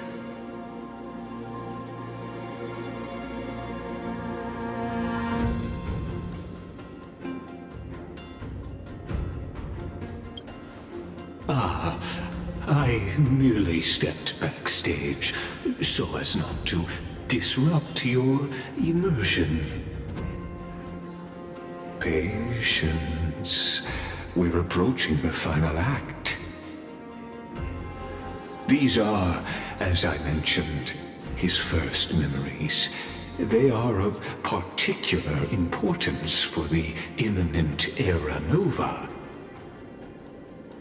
Such as this very moment, as the prophesized demigods gather with Talantin as witness.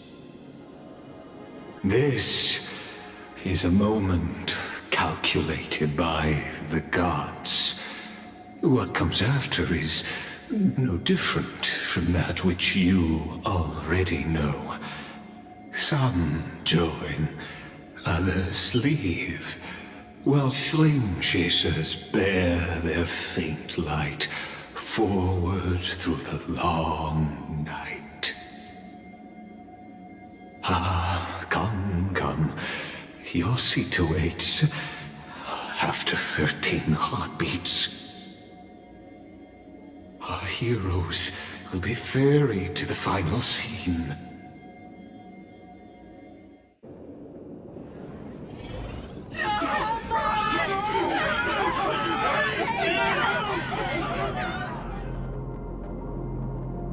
They say that the heroes of this world should be as countless as the stars. Yet now, we're the only ones left standing. So, in the end, the Black Tide still swallowed everything. The West stands protected by mighty Skrymnoans. It will hold for the time being.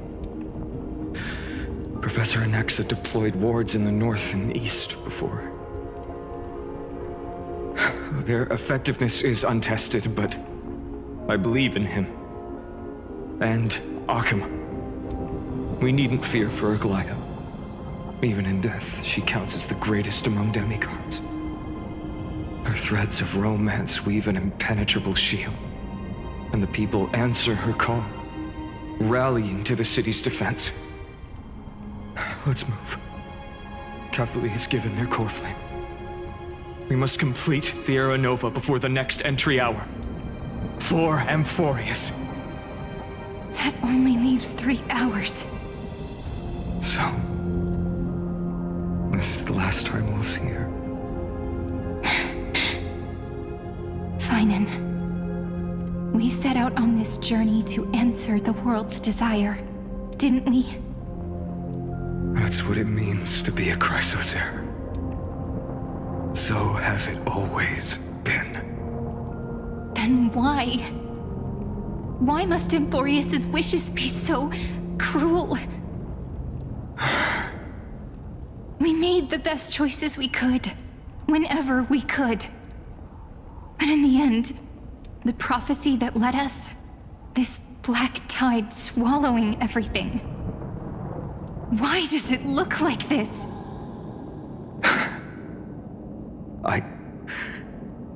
I don't know.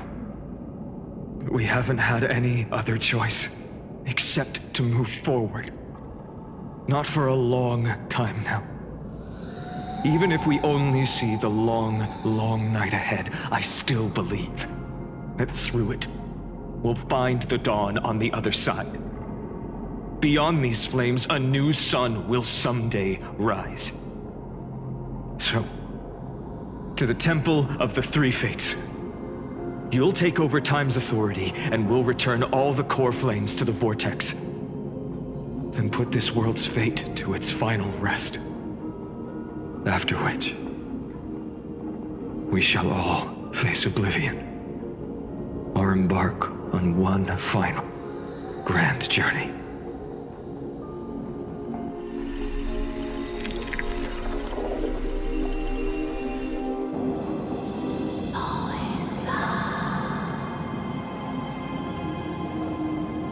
Please forgive us for disturbing your sleep, Orynyx. It matters not. I know fate has run its course. The Black Tide has reached Akama. Amphorius does not have much time left. It is time for the Era Nova. As agreed, I shall present the core flame of Tide. Ride the river of time. It will guard your passage to the vortex of Genesis. Step through and witness.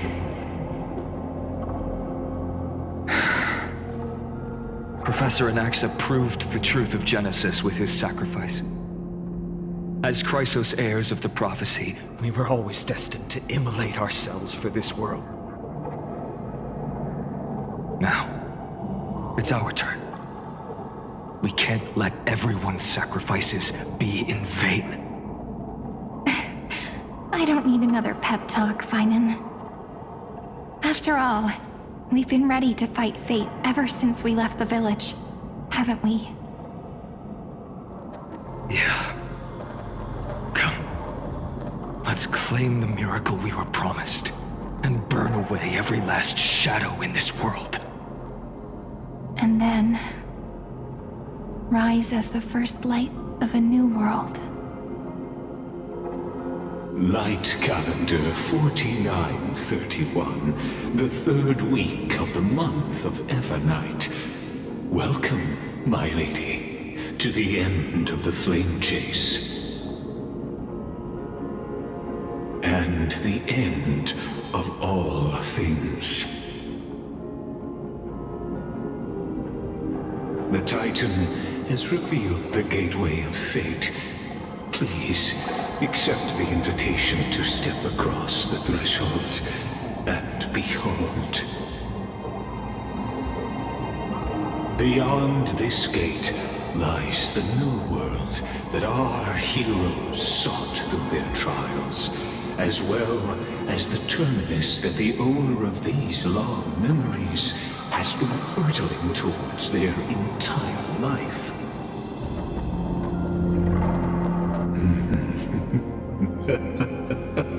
Perhaps you'll find it all too familiar. Then you'll understand how the mortal called Finan shouldered the world's weight. How that same burden crushed him, proving that the so-called Deliverer is nothing more than Amphorius' own delusion. A pitiful fantasy that it could defy fate's decree. Please, esteemed one, the answers you seek lie in these non-existent times.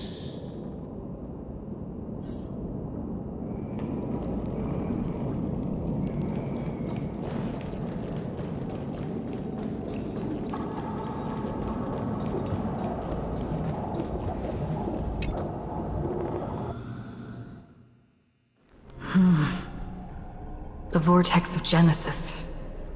So it is here. But just what is this?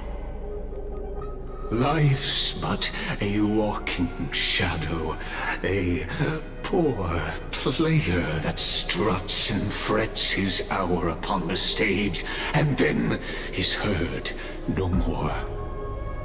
It is a tale told by an idiot full of sound and fury, signifying nothing.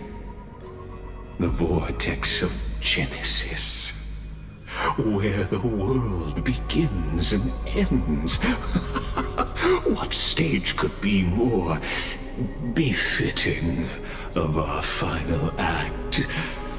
Come, I beseech you onward, buoyed by your surging curiosity.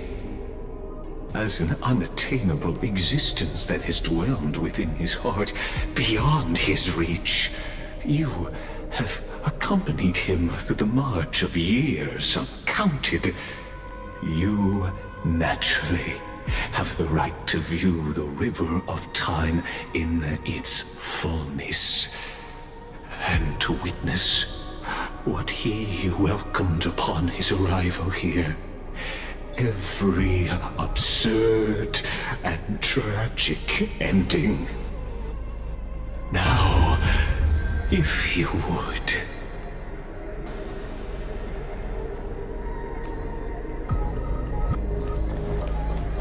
My journey Aaron to the overcomes. Talk. Oh, you Go know on. that What if this just is the end? The only Aaron.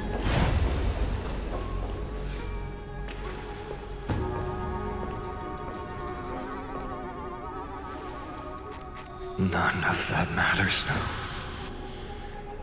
This brutal, flame-chased journey has stripped away my delusions.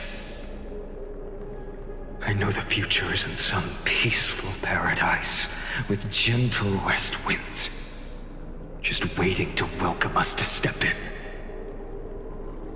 This will be a romantic story like none that has come before. You think so too, right?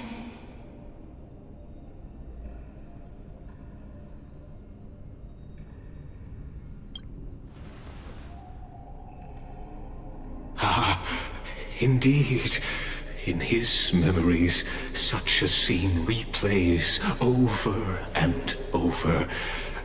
Though the details may differ, this remains ever the same. All shall bid farewell to one, and that person alone will witness the miracle. A total of 33,550,335 times.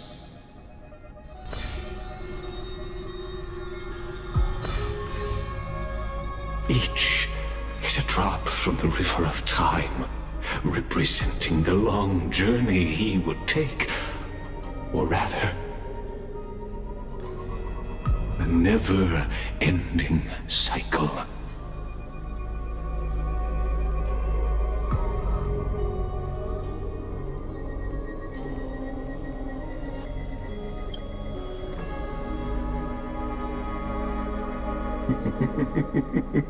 Sharp as ever, I see. Seeing is believing. Why not let your own two eyes uncover the truth? Or perhaps you can simply walk straight to the final truth. See the true face of the character you play, and witness the ultimate nature of the Chrysos heirs, flame-chased journey, and the cycles of Unforius. Please, take your time. Look around as much as you wish.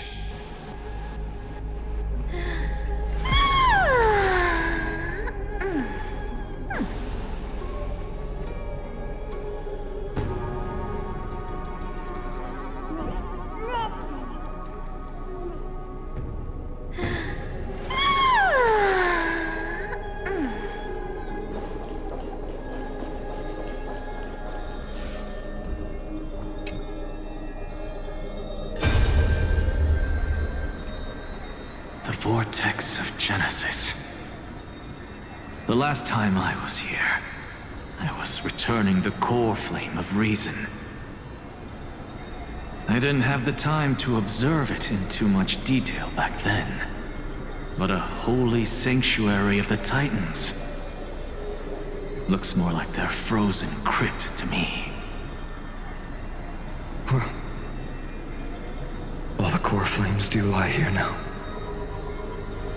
It's my honor to walk the final stretch with a mind such as yours, Professor. Oh, getting ahead of ourselves, are we? Have you forgotten so quickly? I died for truth long ago. What walks with you now is but a thought in your mind. Of course. How could I forget that? But I'll say the same to you. It's my honor to walk this final stretch with you, too. Now go. Stand tall and finish your final task. Yeah. Just leave it to me. Time for that wretched executioner to pay what they owe.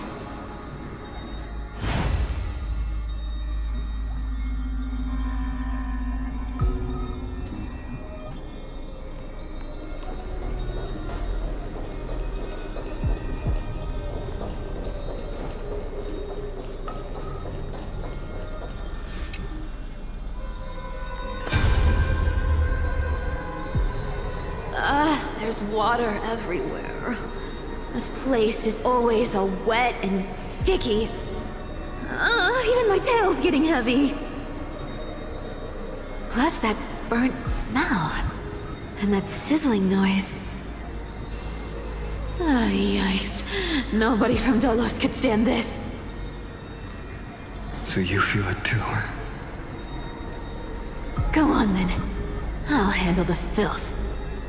Do what you need to do. Let me fight with you. Better odds with two. Hey, remember what the seamstress said? You know what really matters. Yeah. I'll leave it to you then. Wow, someone's not shy. Just so you know, I'm not in the business of making losing deals. I'll distract that executioner. You go turn the world's biggest lie into truth. Let me become the first wind of your new world.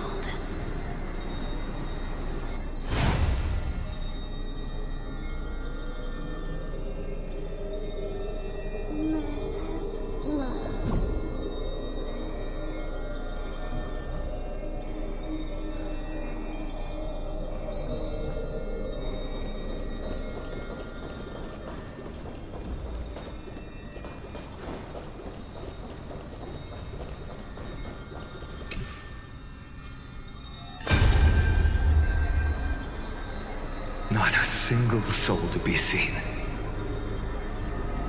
So this is how the vortex looks at the end of days.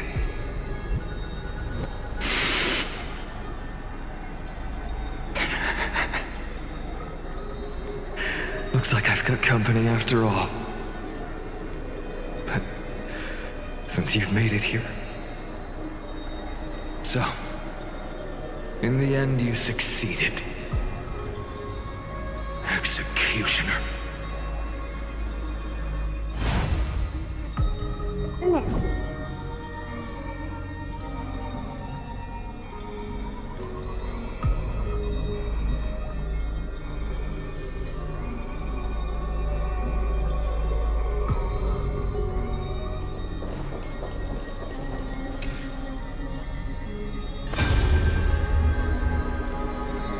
Castros, didn't you? Yes. I've become Death's demigod, and shall never again walk the world of the living. What you see is the surging of the River of Souls, brought on by the countless dead feeding it in these dark times. They cry Though dead, they'll converge into a torrent and guard the vortex to see the Era Nova fulfilled.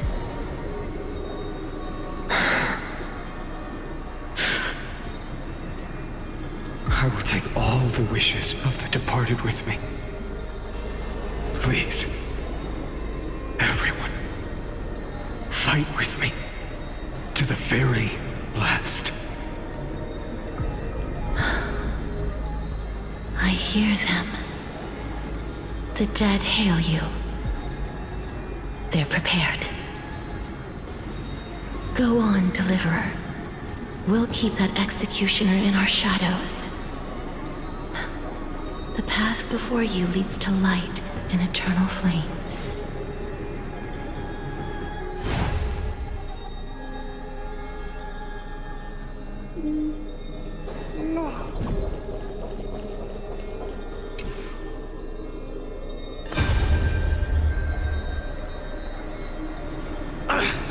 Just shut up and get out of here!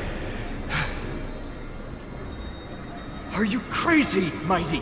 Immortal or not, even if you're the demigod of strife. Oh, I'm still no match for them. No, I know you can.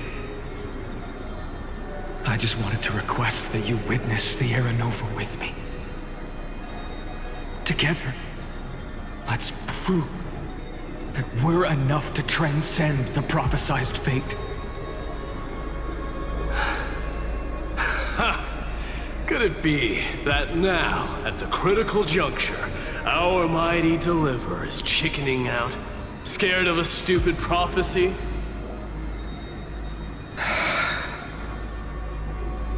I'll transcend the prophesized fate. All right. But I've got a better way. As the son of Gorgo, I'll prove myself with one last grand victory. Just like when I ripped out the old king's heart. Go. Leave this to me. If the Black Tide creatures block out the sun, then we Kremnoans will fight in the shade. And when I'm done with that executioner, we'll raise our cups where the west winds end.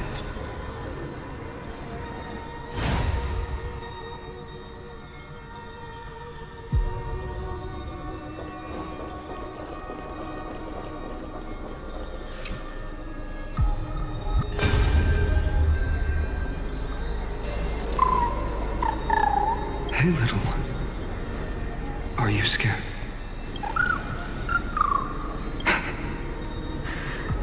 As brave as hides. Stay close, little Ika. What? No, not you two. I see. I won't squander your kindness. Your hopes. So please, keep this bit of sky standing for me.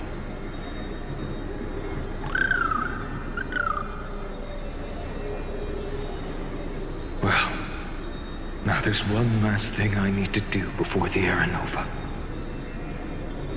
Come, Executioner.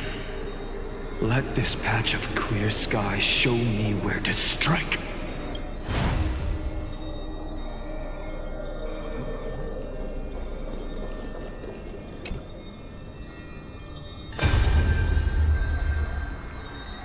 All shall bid farewell to one, and that person alone will witness the miracle.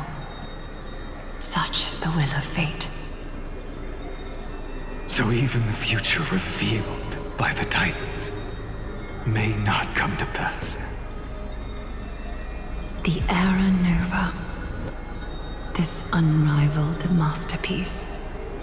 I have no regrets now that I may entrust it to my most trusted apprentice.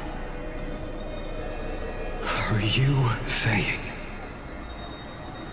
Fate is ever unassailable. The golden threads tell me the black tide rushes toward the vortex, ready to swallow this place. I must weave the last of my humanity into a net to hold back the deluge.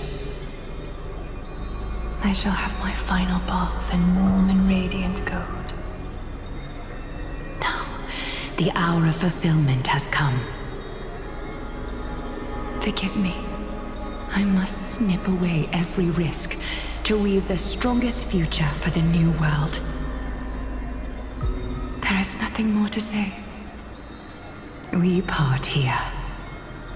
I shall personally dispatch that wretched executioner, not with threads of gold, but with the steel tip of a needle.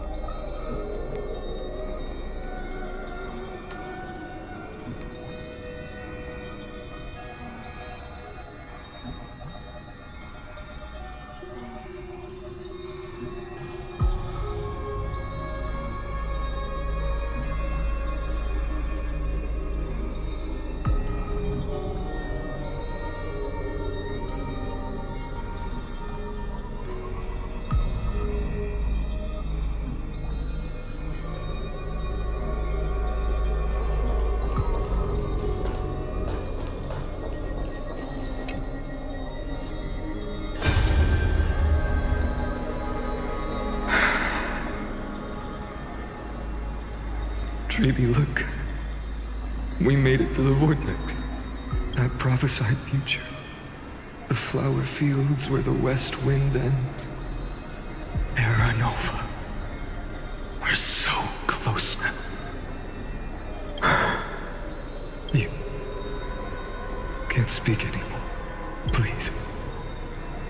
Allow me to pause just a moment before I keep my promise. Let me answer your cruel fate by tearing that executioner's heart from the void.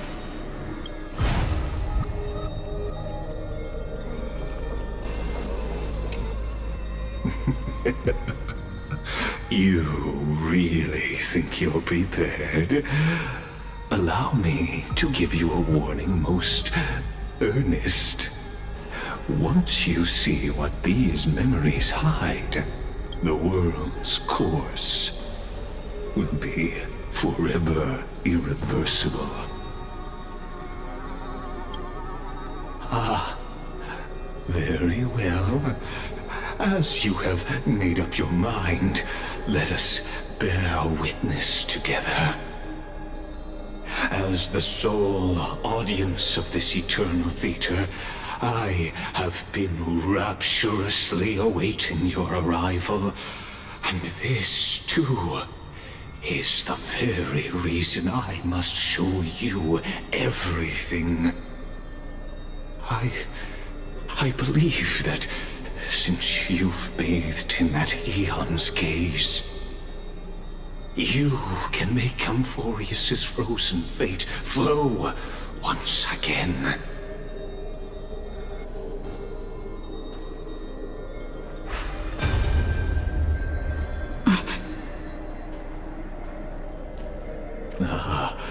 Feeling a bit lost?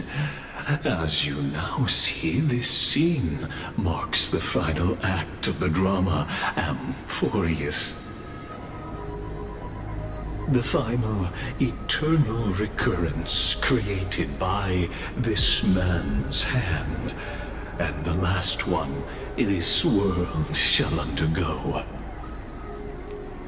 Behold, at the swordsman's side stands one he has sometimes called companion, other times comrade, that nameless hero absent from the annals of history. She is the swordsman's ideal in his youth, the deliverer that guided him resolutely onward through fantasy. And now, in the name of the Nameless, she has become an essential and inseparable part of the epic of Amphorius. And this time, under her guidance, what choice shall the hero make? Whither shall the fate of the world flow? And what is the ultimate truth of the nature of Amphorius? There are many mysteries yet to be unwound, but if I may, allow me to temporarily yield the stage to one far more fitting. Please put your hands together and give a rousing round of applause for they who will reveal the answers and bring about the final end of the 33,550,336th flame chase journey. The master of the countless memories we saw, the other important actor now stepping into the vortex. They who have already burnt their own self to cinder, the Flame Reaver.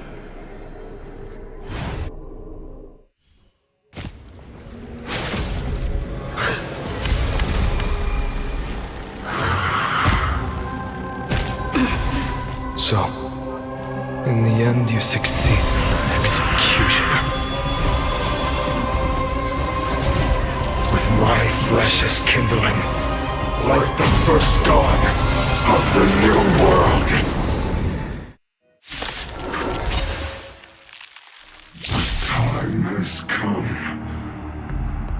to once again start everything. I choose you. Have some sunshine.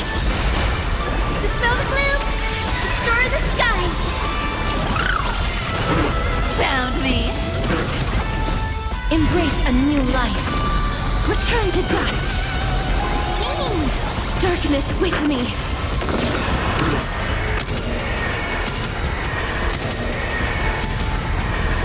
May death protect us.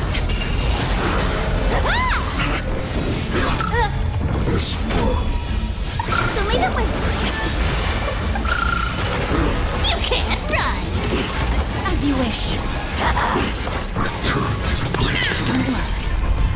Embrace a new life. Answer me. Will it be the blazing sun? Even when all creation burns to ash. May death protect us. Have some sunshine. With enough believers, lies become reality. Gotcha. This ends now. With your corpse. Ignite the dawn!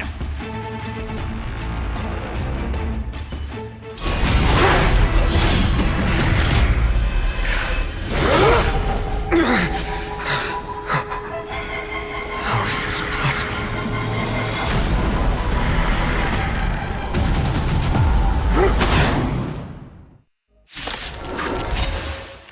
The sons of destruction, now twinned.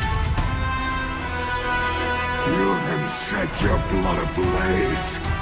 Your fury. Let's try it this other way.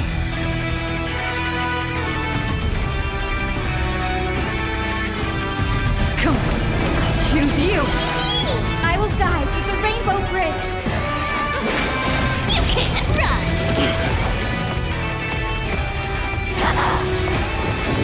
Amateur. Trust me.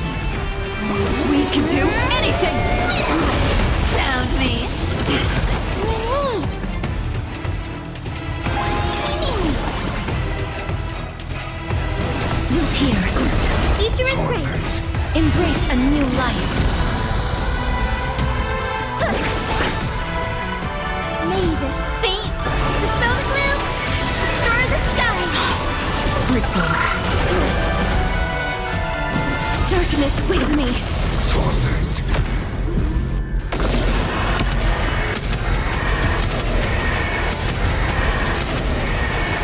May death protect us! The yoke. Change. Unceasing. I'll take it on.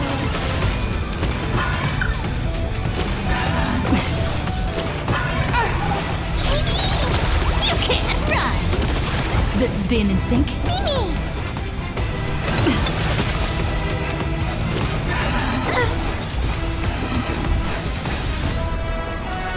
Have some sunshine. Life is not so fragile. As you wish. Embrace a new life. Come to me! Return to dust. Found me.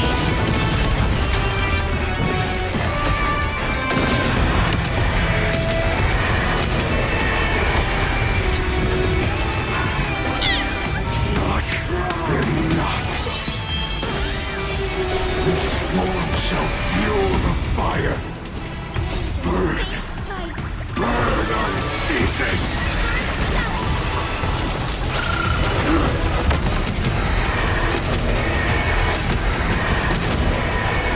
May death protect us! One person alone may witness the miracle. Such is the will of fate.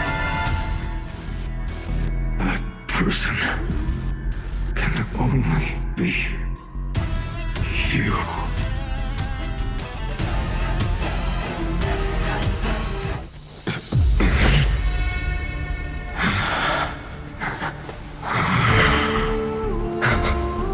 Why not let wrath incinerate fate? Gods.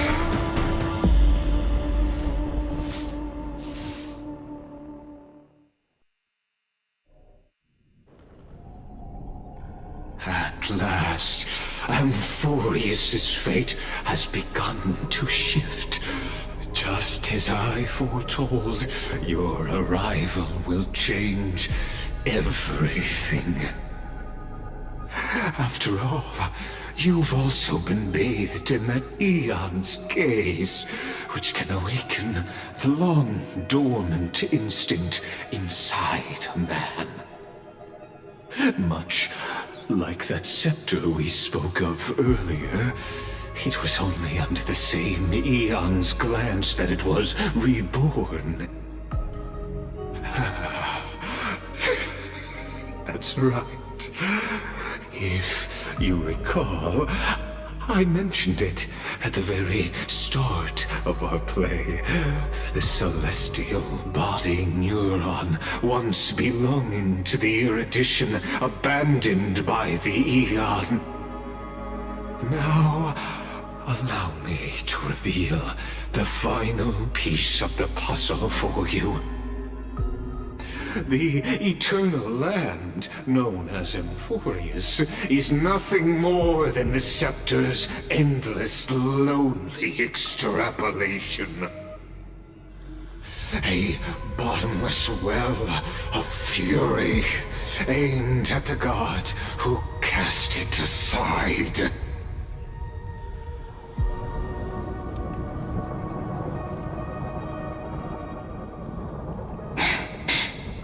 Finan, we set out on this journey to answer the world's desire, didn't we? That's what it means to be a Chrysosaur. So has it always been. Then why? Why must Emphorius' wishes be so cruel?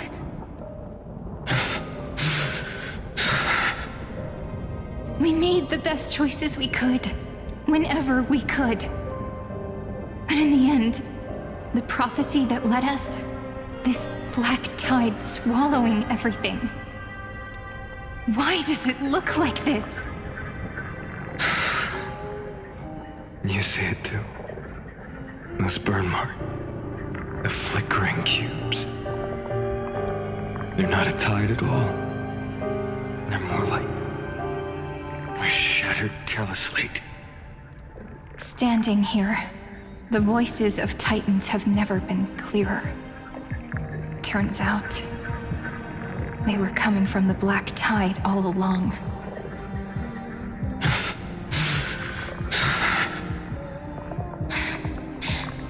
Is that Emphorius crying? Or maybe it is screaming at its creator. That it's God. Finan, do you still remember when I was little? I had a dream.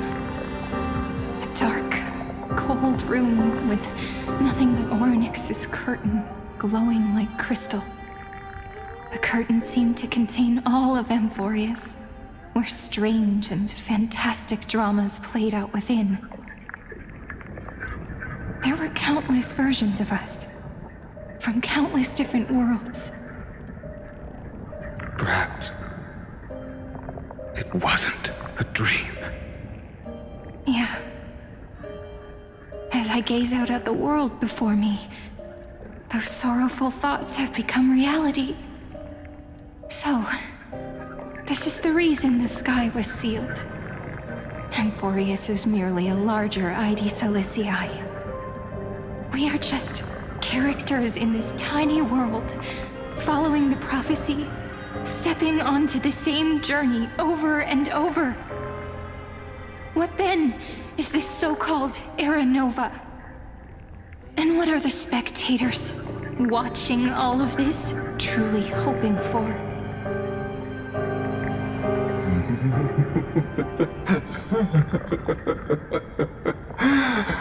As a reward for reaching the end of the world, let me answer your questions.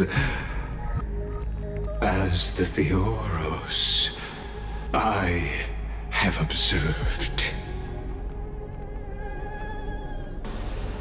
Thus is the synthesis of the prime mover of life formed.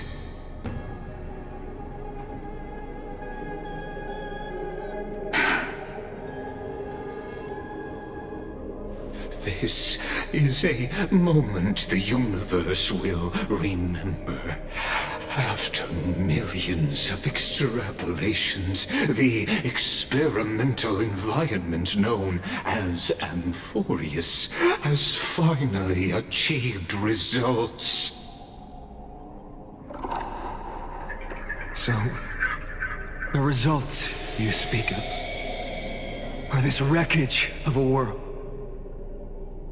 We all gave everything we had, returning 12 core flames to recreate the world. And in return, we become nothing more than sacrificial offerings at the end of everything.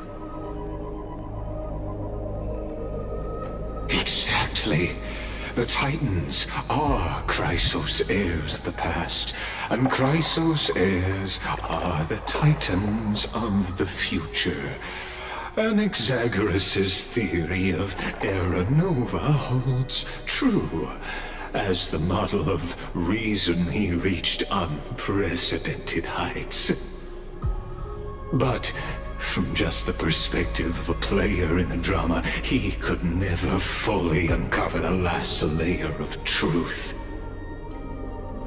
The cycles of the hero's journey that have played out until now were never about creating a new world or perfect heroes and gods. They were a deep learning program made for the Black Tide. But this time, your plot will fail. I've taken Kefali's core flame, and when the dawn of the new world arrives, its light will burn away all the darkness. Haven't I made myself clear? The Chrysos heirs and Titans were merely byproducts of the experiment. You have seen this world's evolution, witnessed the birth and growth of the Black Tide, and how it devoured everything. Every generation of heroes, gods, and worlds was born only to be destroyed by it. This is the endpoint of Amphorius' calculations. A perfect equation of destruction. So in your eyes, all the sacrifices are just a string of insignificant numbers? Don't sell yourselves short. I'd say, rather than numbers, you're more like fuel for the fire. And without fire, there can be no sunrise tomorrow. Even if that sunrise is born from annihilation? Curious question. Have you ever considered that after millions of extrapolations, Amphorius is already following a different path from the erudition?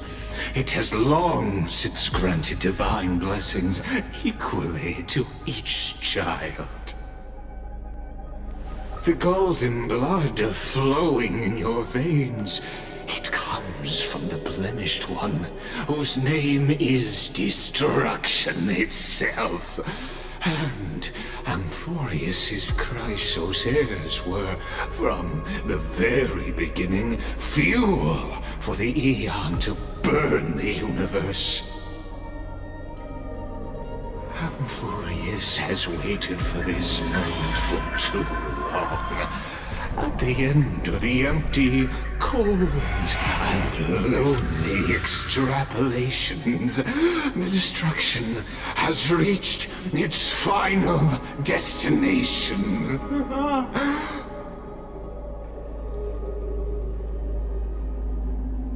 Nikos 496. Philia 093. No need to feel regret. This generation of Chrysos heirs is the most outstanding model, and you two are the final factors. For you, the Era Nova is no lie. Just step forward, embrace the Black Tide, and accept the Aeon's gaze. You will come to life from a string of cold numbers. Along with all those who have passed, you will run toward the real universe, fulfilling Amphorius's long-held wish. In the name of the Lord Ravager Iron Tomb, unleash its fury and destroy the source of all this tragedy. Or we could always choose another option. Like you said, Amphorius is just an experiment, and we're the participants. We can only walk along the predetermined path toward the ending, under the watchful eyes of the stars.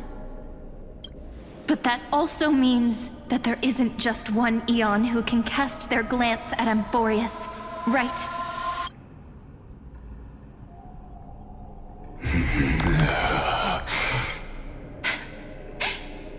Is this question really that hard to answer? Or did I guess it right? And in reality, this world has already been under the watch of other Eons. It's strange when you think about it.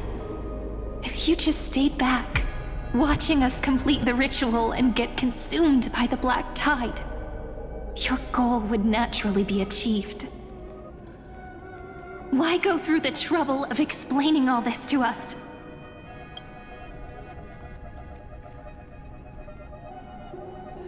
You're pretending. Revealing the so-called truth just to deceive us. Covering up another possibility. Destruction is not the only outcome for the fate of Amphorius.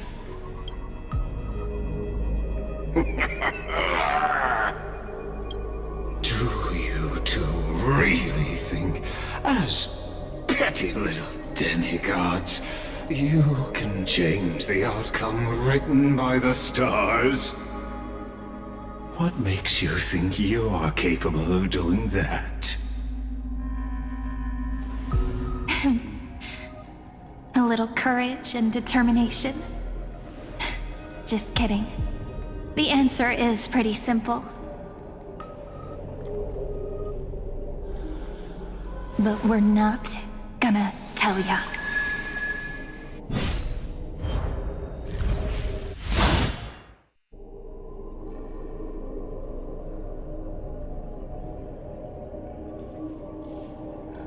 We're going to weave a long dream for Amphorius, making it believe the experiment hasn't ended, that everything is still ongoing.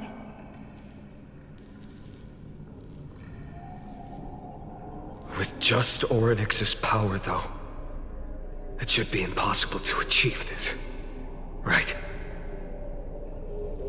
Yeah.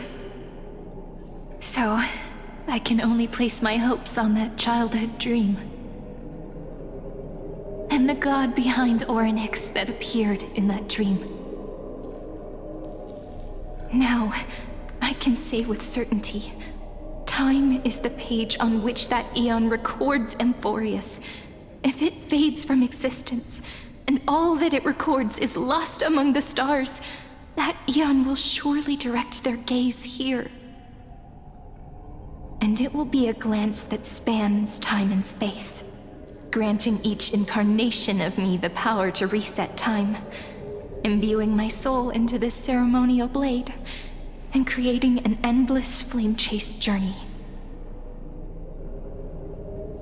I understand.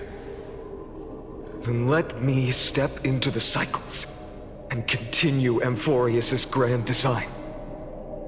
To deceive the gods. Deceive the world itself. But to make time vanish from this world, that would mean you...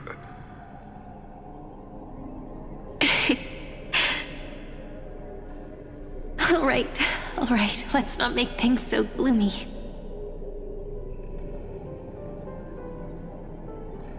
What we're about to embark on is the true hero's journey, so... on. Cheer up a bit, okay? In that memory, you will definitely meet me again. A little Cyrene who knew nothing, lying on a soft patch of grass, feeling the light breeze, dreaming of the distant world. Tell her about the flame chase journey, and then let her become a romantic part of this story. I believe every Cyrene will make the same choice, erasing time again and again, resetting time over and over. After all, they're all me, and I will always have my charm.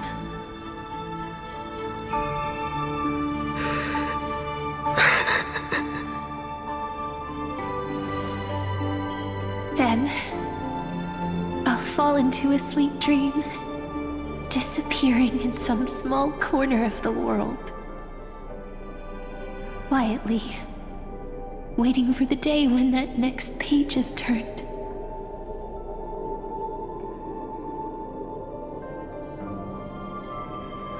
And I will keep going.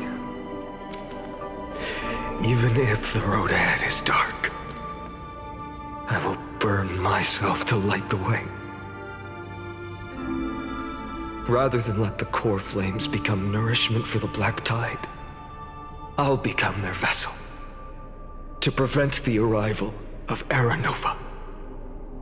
Even if I have to burn through my own body, it's no matter. As long as I don't extinguish, the flame chase will never end. Until Amphorius welcomes a true dawn. The girl who watches over time, and the warrior who carries the world. Now, let us fulfill the duties of time and world-bearing. Honor the past and forge ahead.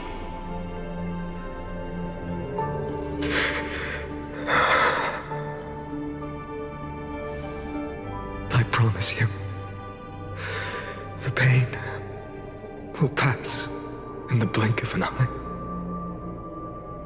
You need to hold tight to this ceremonial blade. After I'm gone, it will take you back to the beginning of time. The start of a new story. I believe that in that story, or in countless stories, each alike yet unique, everyone, all the companions who sacrificed themselves, alongside the deliverer we once dreamed of as children, will reunite beneath a vast, endless sky.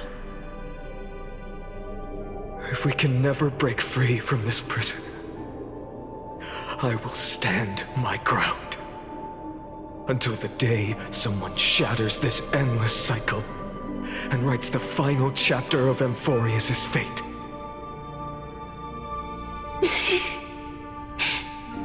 So, let's set out.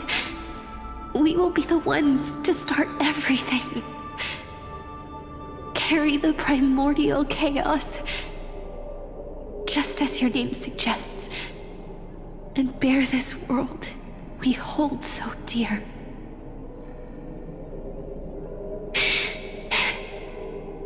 So long, Caslana.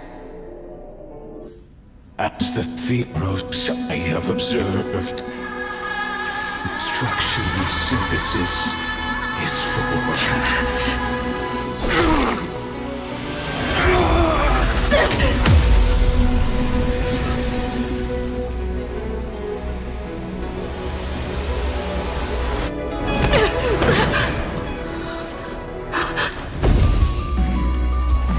I will wait for that day for as long as it takes. The day will come when never this eternal and follow us in our footprint to right innocent and understand what ever was.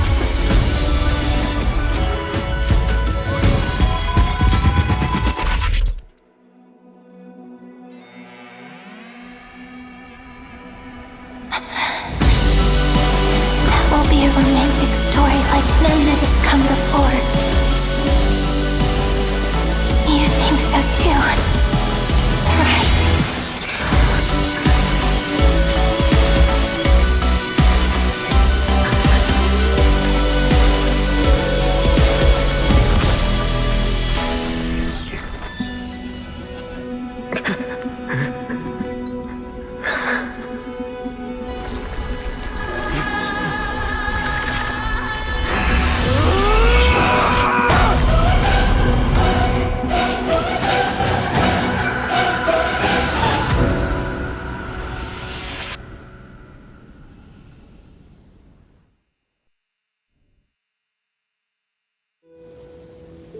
The world is collapsing, and the people are crying. We too must part ways here.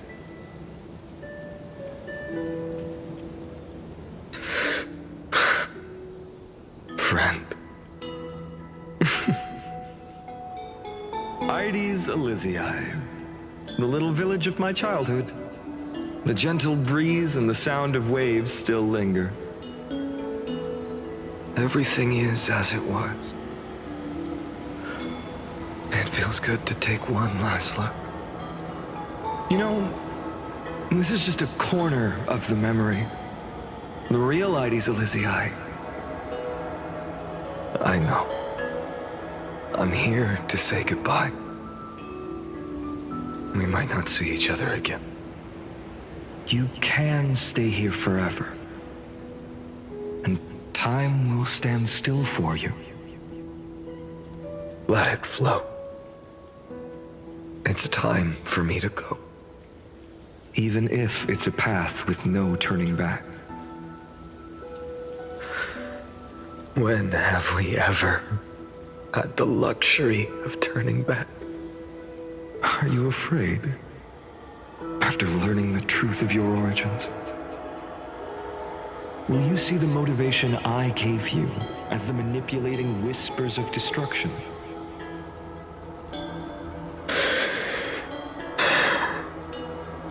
The convictions and choices that come from my heart. I don't believe they're designed by the so-called paths. If we are just numbers, simulating life, then you are the image I've always longed for.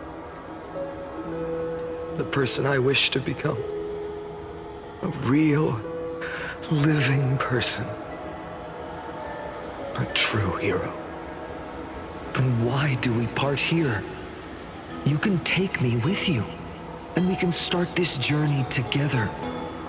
I'll be by your side, guiding you, just like before. No. I'm afraid I'm on my own this time. Why? Because there is no perfect solution in this world. Cyrene has already embraced her fate. And I will embrace my origin. Destruction. And with this power, I will rebel against its creator, bringing endless fury to the darkness, sweeping the world. If you stay by my side, I'll hesitate. But this world can't afford a soldier who wavers. Do you remember when we were kids? Everyone would get so excited drawing cards like ruler or warrior, but throw fits over devil or drunkard and demand a redo. Kids always get to change their minds. Things are so happy and simple for them. But when it comes to the fate of adults, there's no room for redos. Then go, Kaslana, as you promised. Deceive the world. Seize the core flames and rewrite your fate. Burn yourself up with all your might. Wield your futility like a sword. And fight against the gods.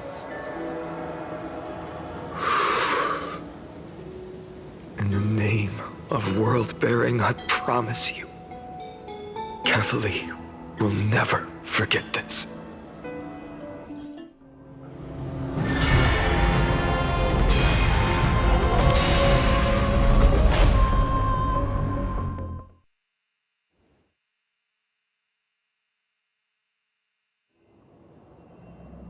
So, time retreated behind me until it reached the origin, where nothing ever existed. Just as Professor Anaxa once said, in that void, Kefali stood at the center of chaos.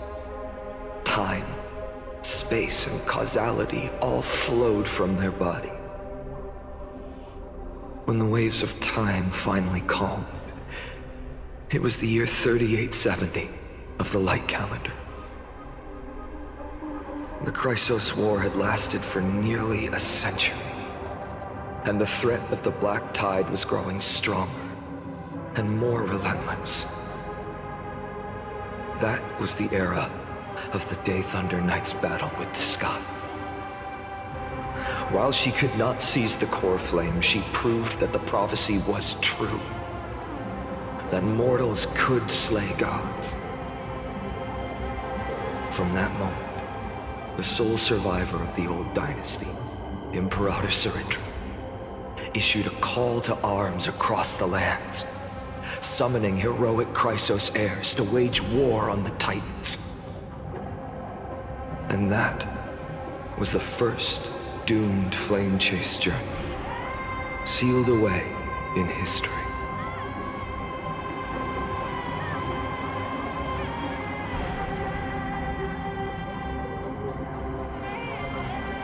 So what you're saying is, you've traveled back down the River of Time, finally reaching this untouched seabed just to tell us the flame chase journey and even all of Amphorius are nothing but illusions in an eon's dreams? Exactly. So, Dux Gladiora, please take me to meet Her Majesty Cyrindra. I must share the truth with her. Since Her Majesty's not here, no need for formalities. The word Gladiorum always reminds me of my fallen homeland buried deep in the depths. Call me High Sealans, Nameless Swordmaster. Please allow me to add one more thing. You actually already know my name. You mean Finan? Such a name could never be your true one. But I won't question you further about it. Ever since Her Majesty issued the Flame Chase Decree, heroes from all over have sent their letters of introduction. What's the harm in adding one more name like Finan or Hynan? Besides, the deep sea is dark. Isn't it the perfect place to hide secrets best left unseen?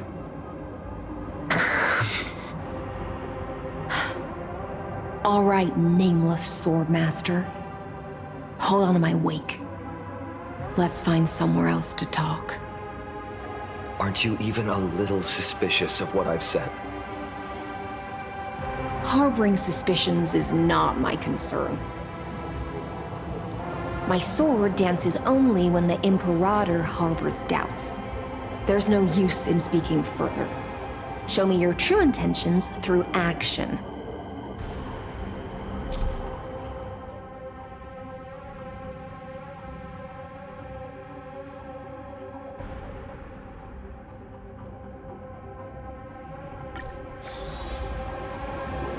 Perhaps.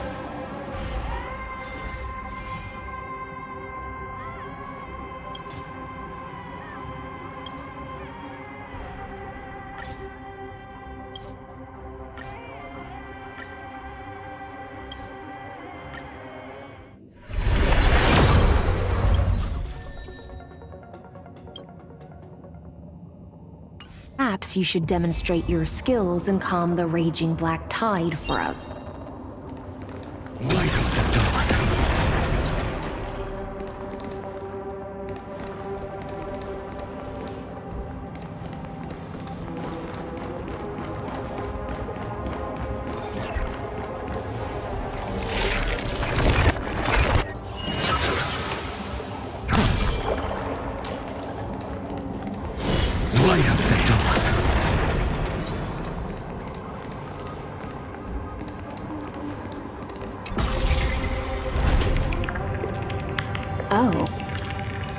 Nice moves.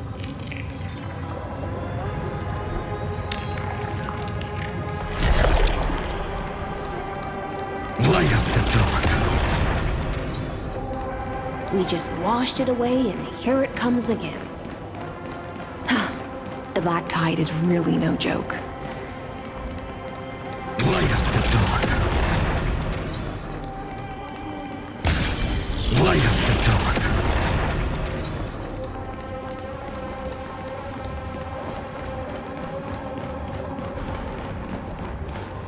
The waters end here. At last. I can meet with Her Majesty Saridra herself. Are there any formalities I need to observe? Don't kneel, don't do the hand-kissing or foot-kissing gestures of the old dynasty, and most of all, don't bow.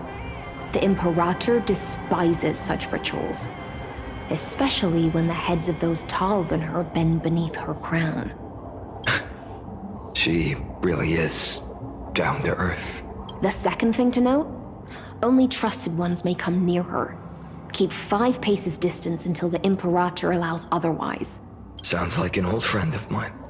Well, experience is a good thing. Stay sharp, and you'll be just fine.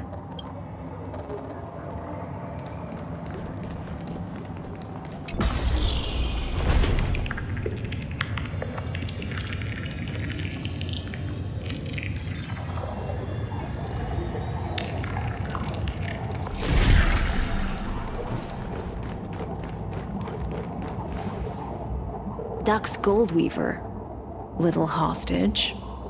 Apologies for keeping you waiting. It's you. You know them? Good. That makes things easier. Before that, I'm more curious about one thing. Where is Her Majesty Saridra? To avoid any misunderstandings, Nameless Swordmaster. Although we spoke and laughed along the way, I never said you were entitled to meet her. The Imperator decreed. The Deliverer will not appear in this age. Be wary of suspicious individuals. Come now, both of you. Let's finish our job. I see. It's a trap. I had no intention of fighting. So remember this, Lady Hysealens.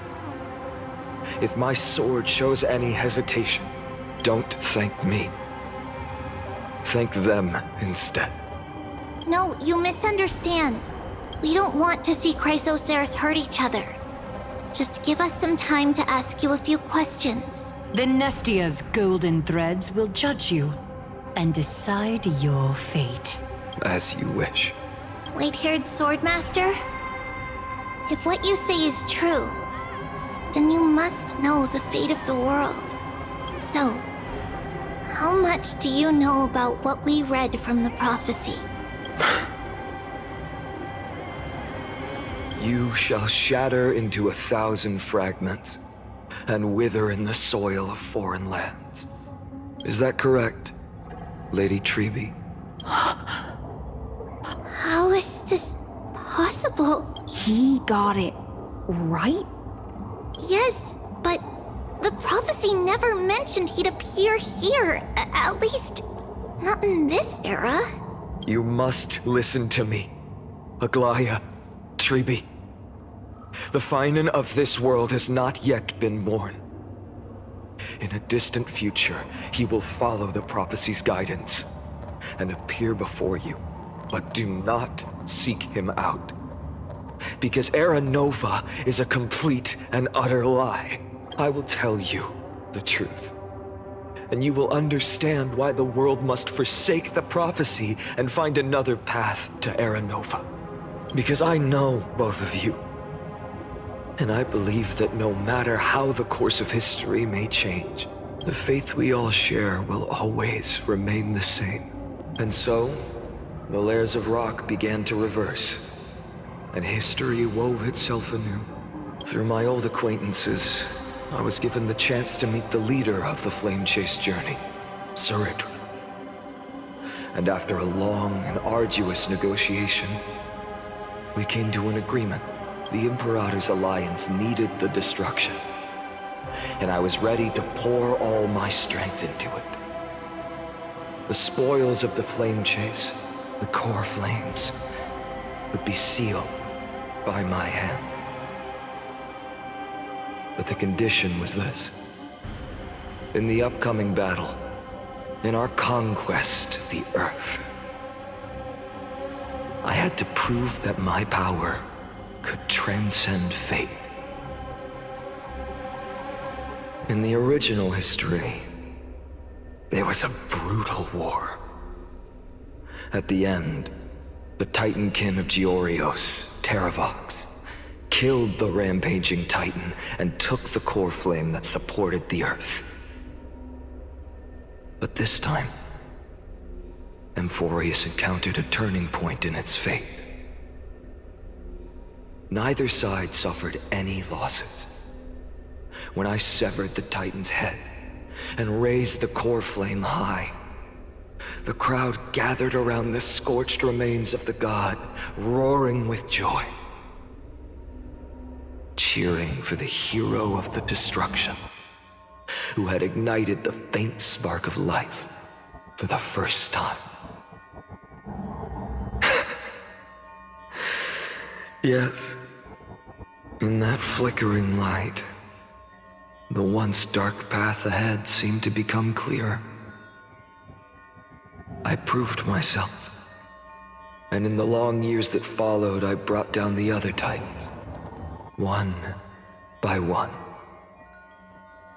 I could do more than just wait. When time resets, the chance to change the world also emerges from the lines of history. Until finally, the brutal future revealed by Era Nova is reversed. But tell me, if that's truly the case, why are we doomed to the same outcome?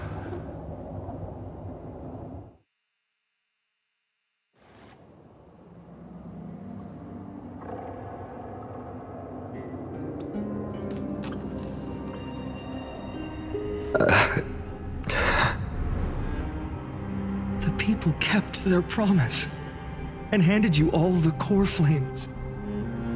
In this world after Trebios, no demigods were born in Amphorius. At this point, I just want to know, when they vanished into the black tide with their mortal bodies, why didn't you shed even a single tear?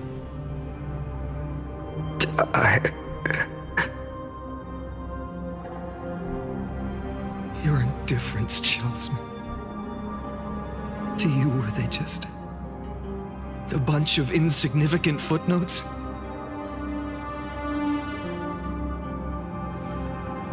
Sorrow has been my constant companion. In fact, with 12 core flames upon me, the fire in my heart has never been more violent. I'll remember this world through anger. As long as I burn, they'll never truly leave me. Perhaps it's already too late. But you're right. Anger, at this moment, is the only weapon I can rely on. So, draw your sword, Executioner. I'll make sure you realize that your greatest mistake was leaving me alive.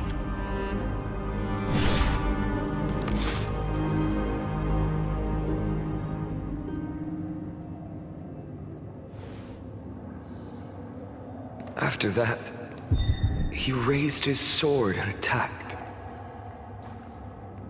Then, Kaslana killed himself.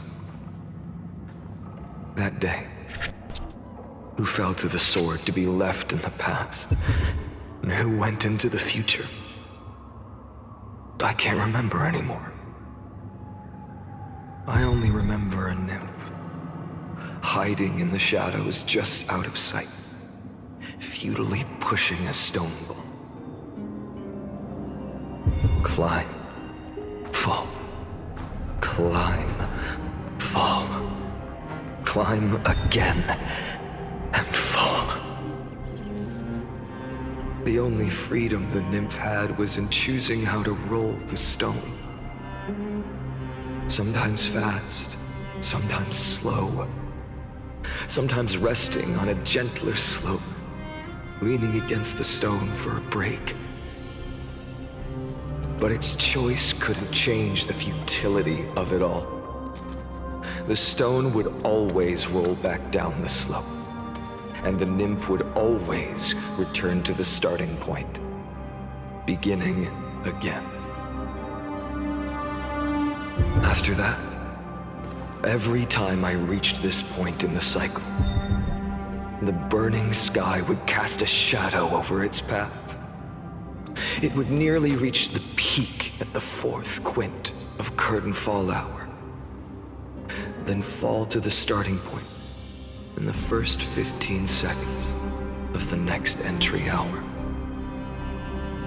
And my efforts in this cycle would dissolve into nothing at the same time.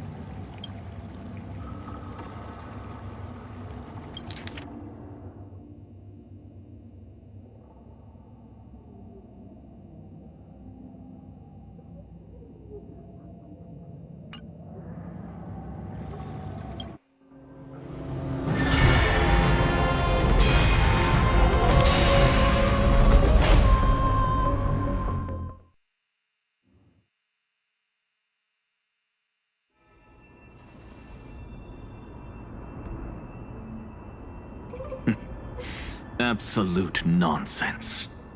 I thought cycles was the answer you were looking for. No. It's just that the answer came so suddenly. There was no fun in tracing it back to its roots. Eons? Paths? What a load of nonsense. I can't give you an exact explanation of those two concepts either. Enough. I'm just expressing my frustration. Don't you understand? I was already expecting this. The black tide came from beyond the sky. And everything else is no exception. Fate is a strange thing. No matter how the details of history change, the Anaxa I know always remains as harsh as ever. If the other Anaxagoras actually worshipped the gods, I'd make sure to find a way to break the cycles and crush them in their cradles. Too bad. Now only you have the ability to do that. What's that supposed to mean? You're willing to help? Of course. The core flames were meant to save the world. And in my opinion, the noble Titans have no reason to refuse. Besides, according to you, before stepping into these endless cycles, you were my pupil. I've already heard the same thing countless times. Enough chit-chat. Let's go. If we run into any other scholars, leave them to me. We've all made preparations for total annihilation. Never thought someone would step in to help.